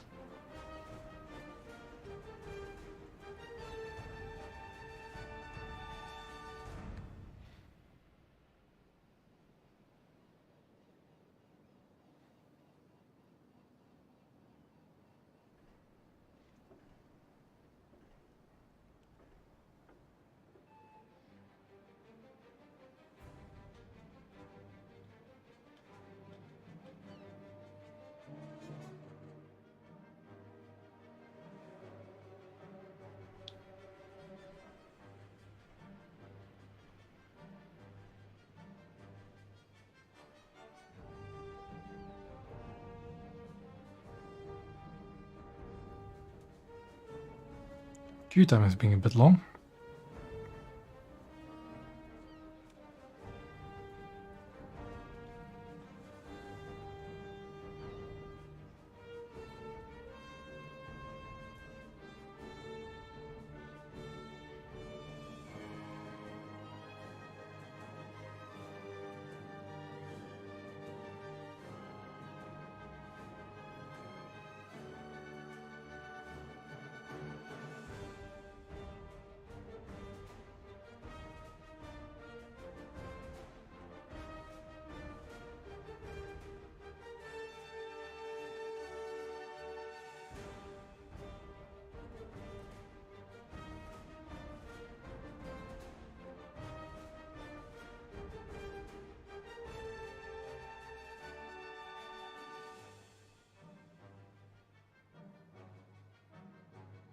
Yeah, this queue is being particularly long. For some reason.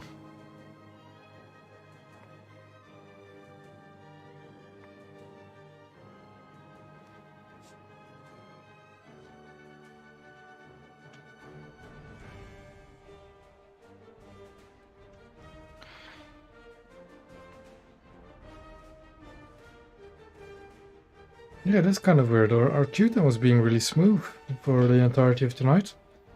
And all of a sudden, over 4 minutes already. Then again, we are getting late in the day. And player numbers just start to dwindle.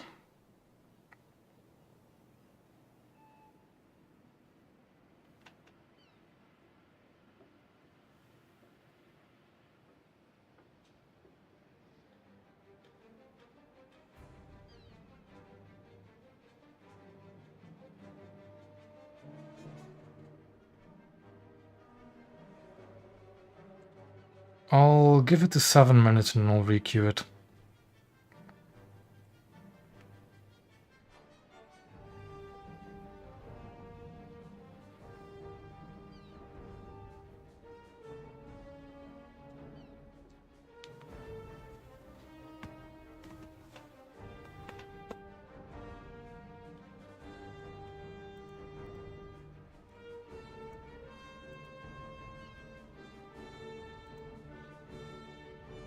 Very, very weird that the queue time suddenly deciding it wants to take a longer time.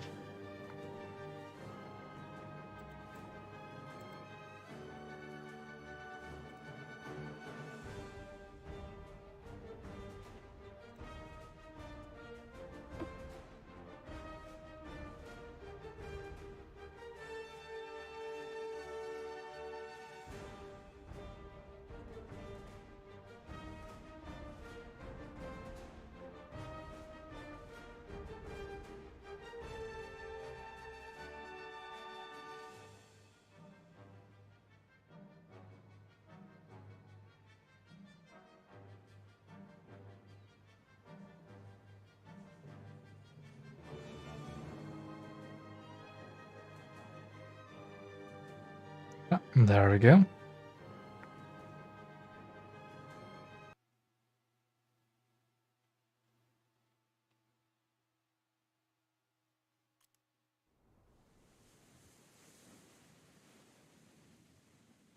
And it's an open ocean map. The first of the night, actually.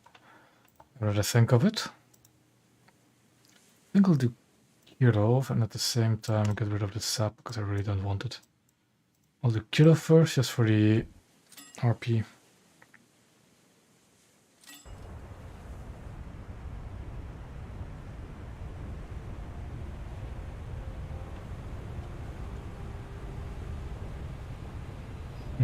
And it's a 6 so much by the looks of it.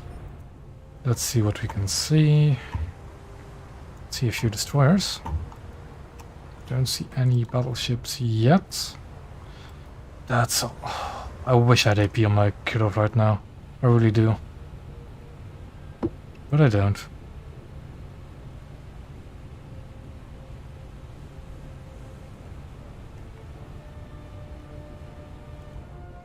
So high explosive will have to do. That's a... What is that? That's not a Moffat, is it? There's one Moffat from a squad mate detonating it.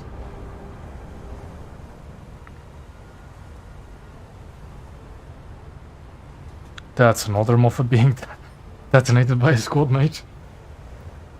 Oh boy. Yeah, they all spawn closer as well to it. I mean, you don't have to trick. We haven't actually... We don't have a counter yet. I'll definitely work on that soon.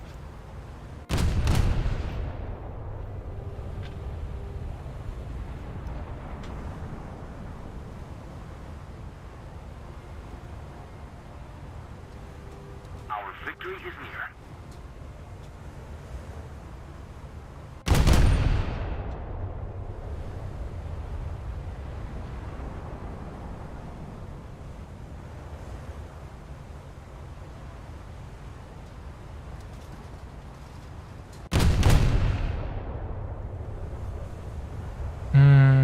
I kind of want to tickle that Helena.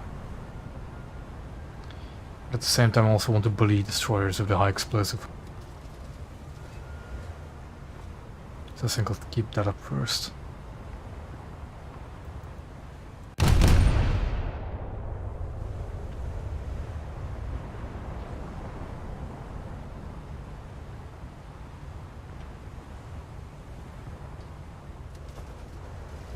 There goes another Moffat being detonated by a squad mate. It's a good thing I don't drink, or else I'd be in trouble.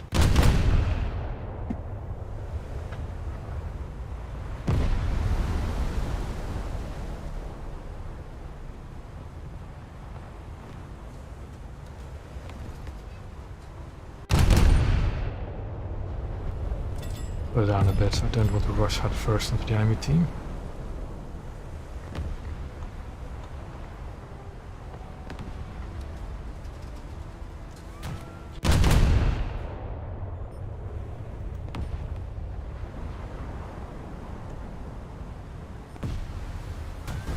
Turn in towards these two threats to the south. And just keep pulling all these Moffats.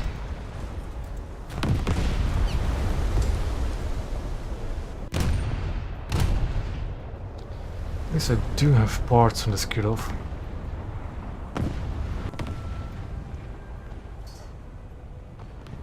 Keep it up, and victory will be ours.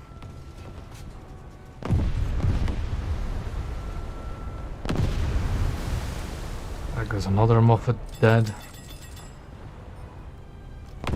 And look at them. All gone. All one death quit. Both. Oof. I think I'll bully this Spey. And see Speys all that often.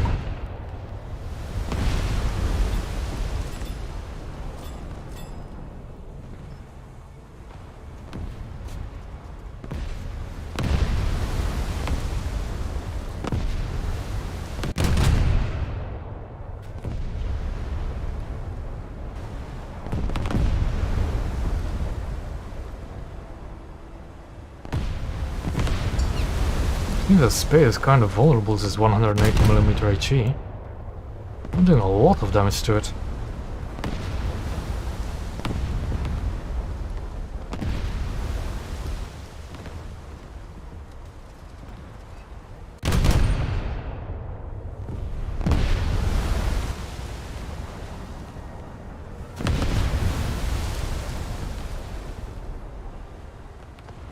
And yeah, we even got the kill on it. Oh boy. Well, next up we tackle the Helena.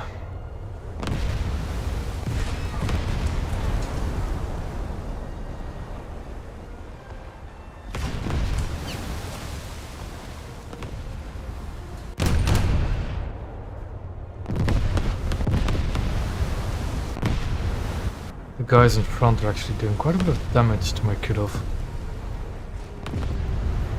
Especially the German cruiser. But I see a destroyer, and that's going to be the priority for my high explosive. Victory will be ours.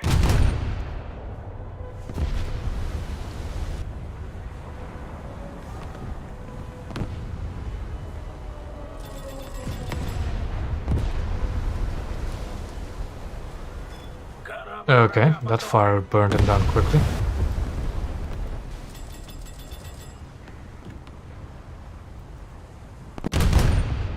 Well, we did have some casualties, but yeah.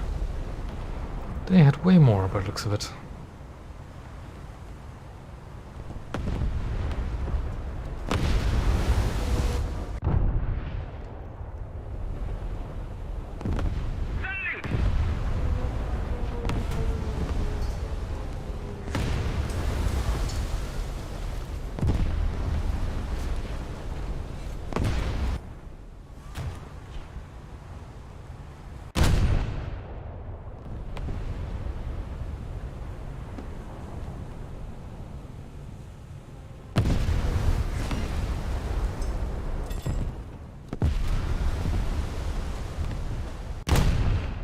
So that cruiser's already very low, isn't he? Yeah. Also flooding to death by the looks of it.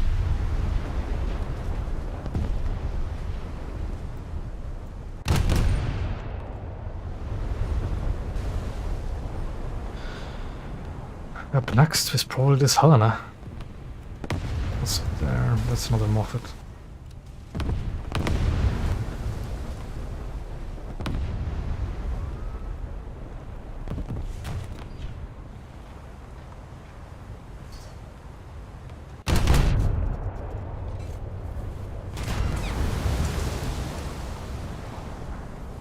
Keep it up and victory will be ours. Sure. Sure, that just happened. Sure, that just happened. Looks like it. Certainly looks like a trick that he just left. Whoever it was. Thanks.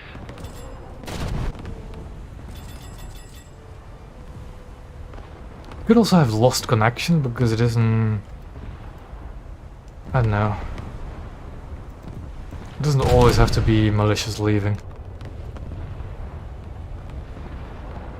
It does seem like a bit of a weird circumstance to just leave. Like he wasn't taking that much damage yet.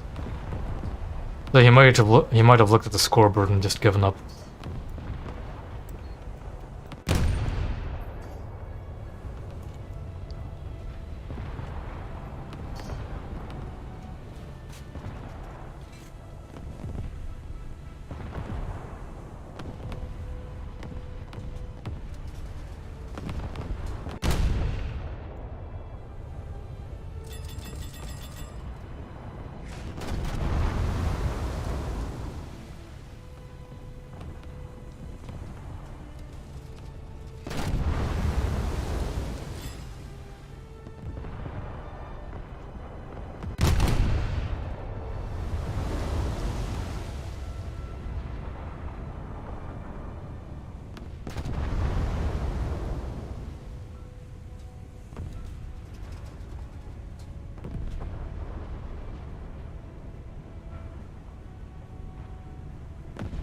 Okay, that Moffat is dead.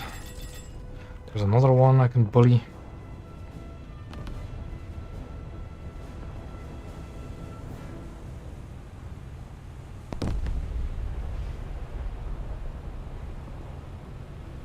Let's keep the pressure on. Victory is close. Let's turn in a bit more to get us rear gun in action. There we go.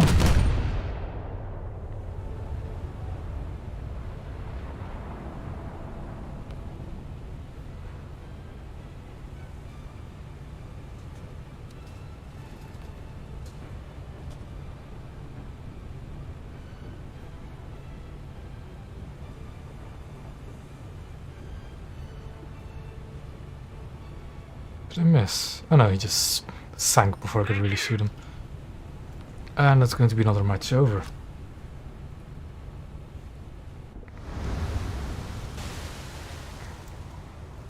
Yeah, the enemy team just...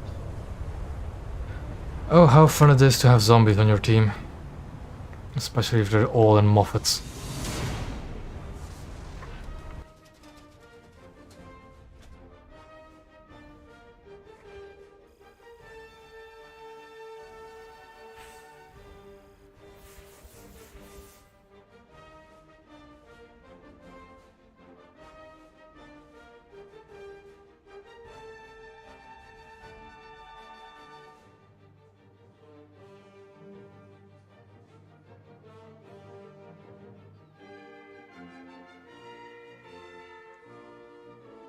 FP on the Kirov, always nice.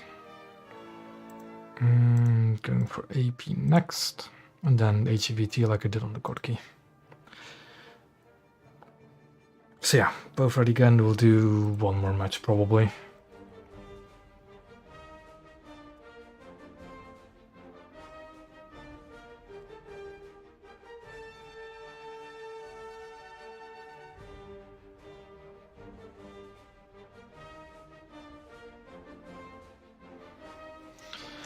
Let's hope the queues are favorable again after this match. Yep, there we go. Quick queue.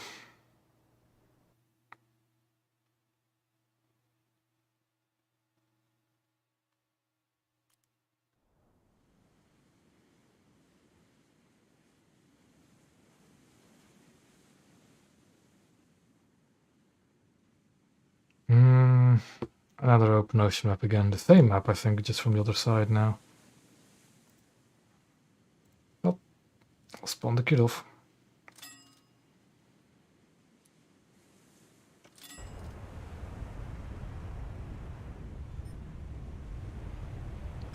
Oh, by the looks of it, do you see? Oh, no, never mind. 6-7.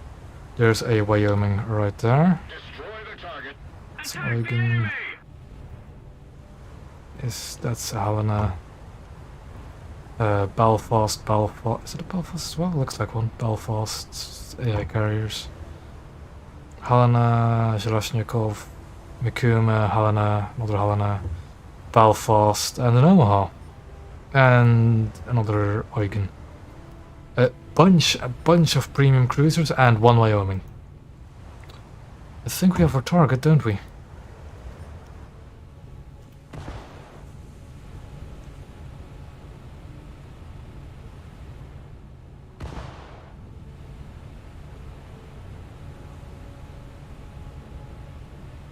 Now, do I want to piss off the battleship?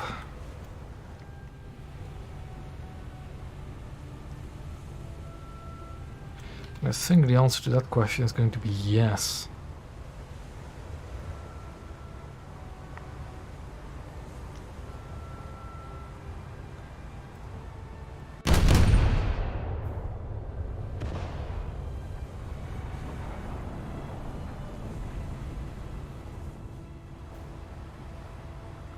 True, but I only have high explosive.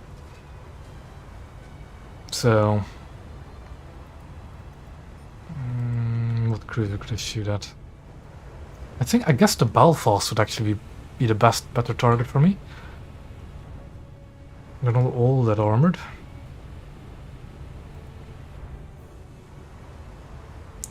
So I'll shoot at the Belfast a bit.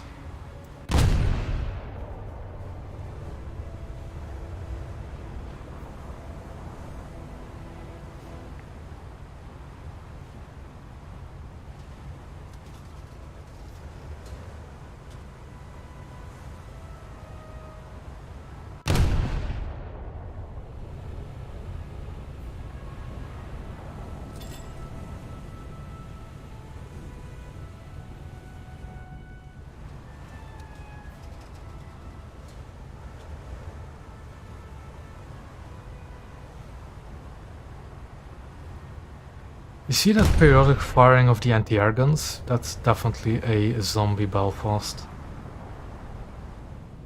Like, human players just don't do that. Just don't. 100% crew, Belfast. Somebody spent some G on a crew.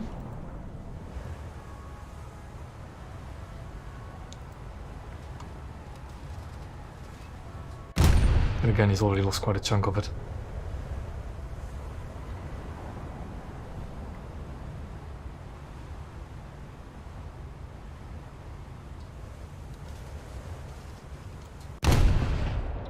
Now to try and knock out his bridge. The victory is near. Bit too much lead. A bit too high as well. I guess I'll continue moving closer. Still too much lead. Now that I'm moving again, I need to take that into account.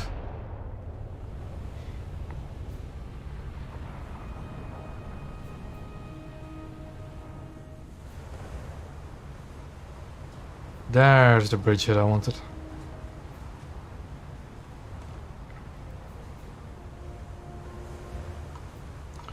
But how do I actually knock out the Belfast?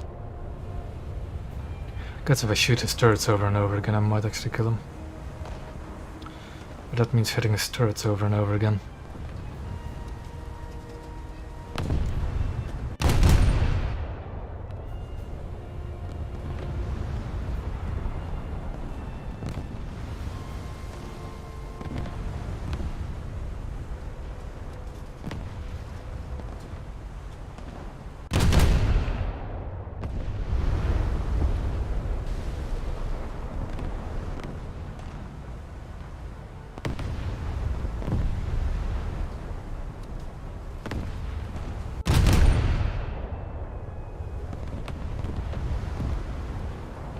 That's too far forward. A bit too high as well.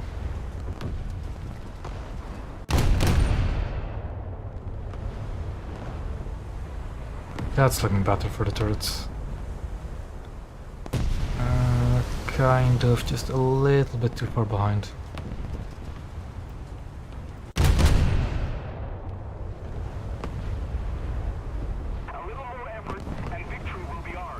Accelerated again, so it's...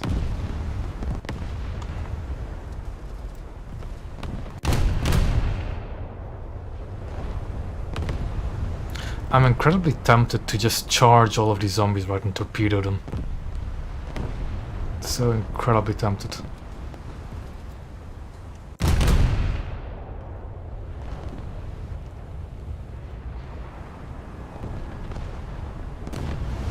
There's some turret hits, but it's not actually hurting him. Also, that guy actually has decals on his ship, but it's definitely a zombie by the way it fired its anti-air.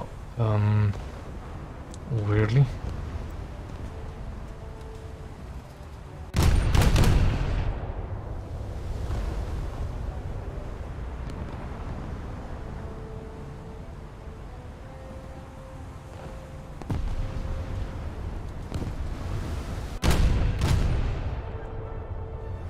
I am so tempted to just rush straight into that pack. Repeat all of them. So tempted.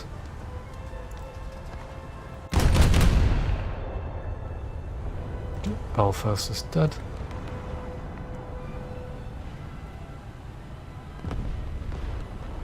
I do also have my torpedoes equipped on the Kudos, so I could actually do it.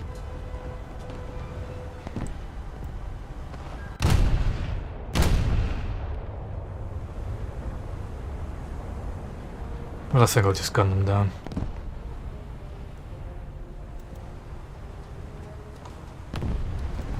Like that Eugen, right? Let's see if he does it again. That anti-air burst? Telltale sign of a zombie. Telltale sign of a zombie bot. Keep it up and victory will be ours. Because that's basically whatever the...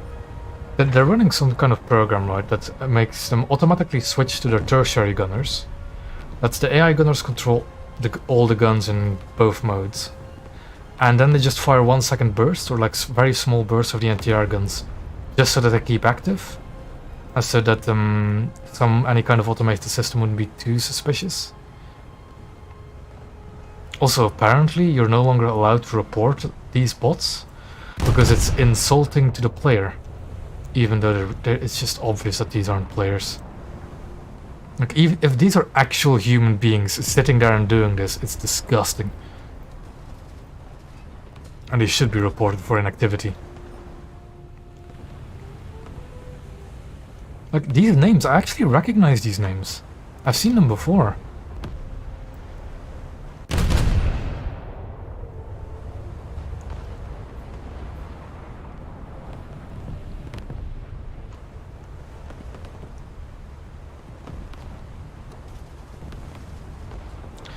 That Vacuum is asking to get a torpedo run.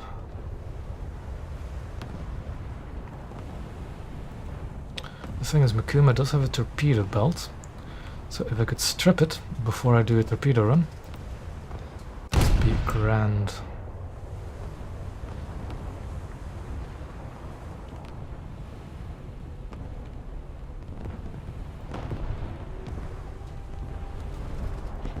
Although I get feelings will no longer be needed with that detonation just happening.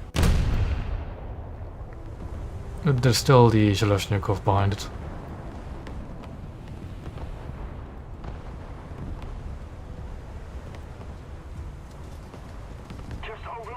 To try and just damage the rear section of that ship a bit. Splash damage. Torpedoes headed in front of me. But they shouldn't hit any of you two. Attack the enemy!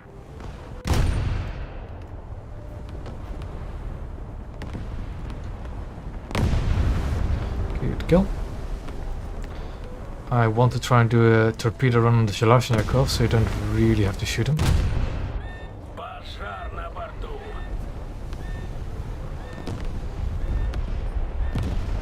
I'll launch a speculative torpedo at that Pana as well. But now, ooh, I got 2 targets. A Helena and a Zhelezhnikov.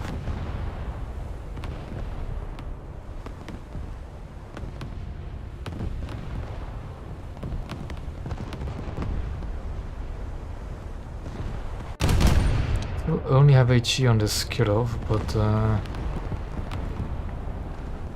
I think I'll launch 2 torpedoes, 1 there and 1 there. And I'll launch... Is that Helena literally slowing down as I launch them? I think the torpedoes will still hit, but still, it's a bit annoying.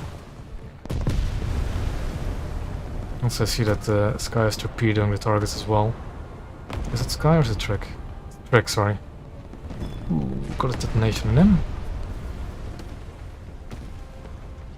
This Zhelezhnikov is heavily damaged. Launch 1 torpedo. See what it does, and then maybe launch another. I want to launch 1 near the rear ammo, so that will be it. Try and detonate him. That wasn't quite a detonation, but with so many flooding holes, I think he'll be sinking. He should be sinking, really. Yeah, 5%. Yeah, there you go. I have a Belfast and an Omaha in front of me. That are my next victims. I do only have 1 torpedo left on the right side, okay.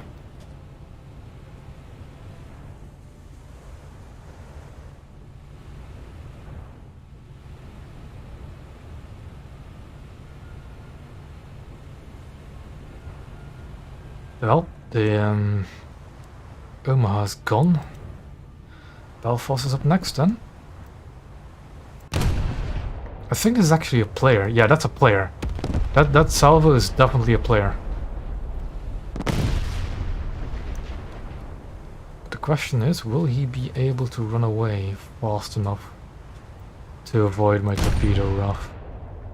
Come on. just have to get closer. Smoke screens. Very nice. Also, there's another Moffat, so... I think that was the... That's... yeah, that is Belfast. Belfast is not too good with the shooting. But I'm kind of off the mark as well, I want to hit more there.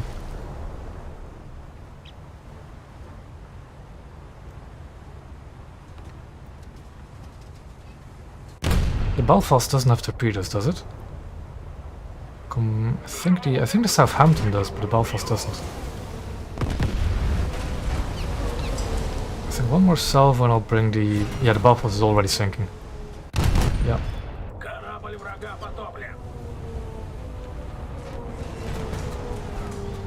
Now, my intention with this destroyer is to just rush it and torpedo it. I don't care if I lose all of my front guns, I'll just rush it. Actually, I might repair because there's not two of them. That's going to be annoying. I still have the one torpedo on my right hand side. Still, please, Armada, come to that side as close as possible. Ah, game's over.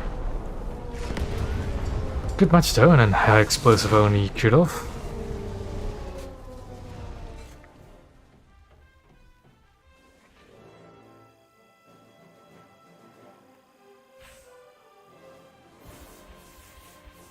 Yeah, that's my AP. Can I get the VT as well? I can. Next up, blood replacement, sure. What's the time? I think I'm going to leave it at this. It is 6 to midnight for me, so I've streamed for almost 4 hours, which is what is usual. So I'll disband the squad. It wasn't a bad game at all, no. Even though they had they only had one battleship, didn't they, in that Wyoming? I don't think it actually did that much.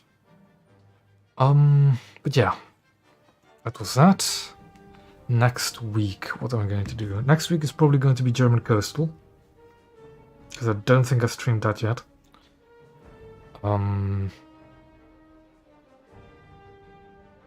What else? What else? What else? Videos I'm still going to work on as usual. If I actually find the time and effort, energy to actually do them.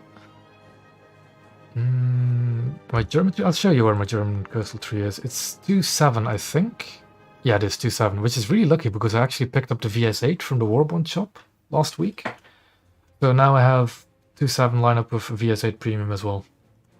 Still got 2-7s to research, and then yeah, I got rank 3. I really don't like these two, the S100 and the SF40. So I'm hoping that the VS8 will help me along at least. But okay. What else then? Yeah. There is something I want to discuss, and I'm not quite sure what I'm going to do for it, but I am reaching quite a big milestone for YouTube soon. And that is 1,000 subscribers. I haven't actually done anything for my other milestones, even though I really should have. But I can't really think of anything to do. So, if you have any suggestions for what I could do for the 1,000 subscriber milestone, please let me know, because I'm not far away from it, and it is a very big one for me personally. Because with it also means that I can monetize my channel, which I'm not going to do excessively much, especially for streams. Like I'm going to do some monetization though, because it is, you know, that's why it's a very big milestone I want to celebrate somehow. I'm just not quite sure how I am going to celebrate that. So, if you have any suggestions on what to do for that, let me know in the comments if you're actually watching this stream that far. And I'll see you next week then. Goodbye, and I'll hope to see you next time.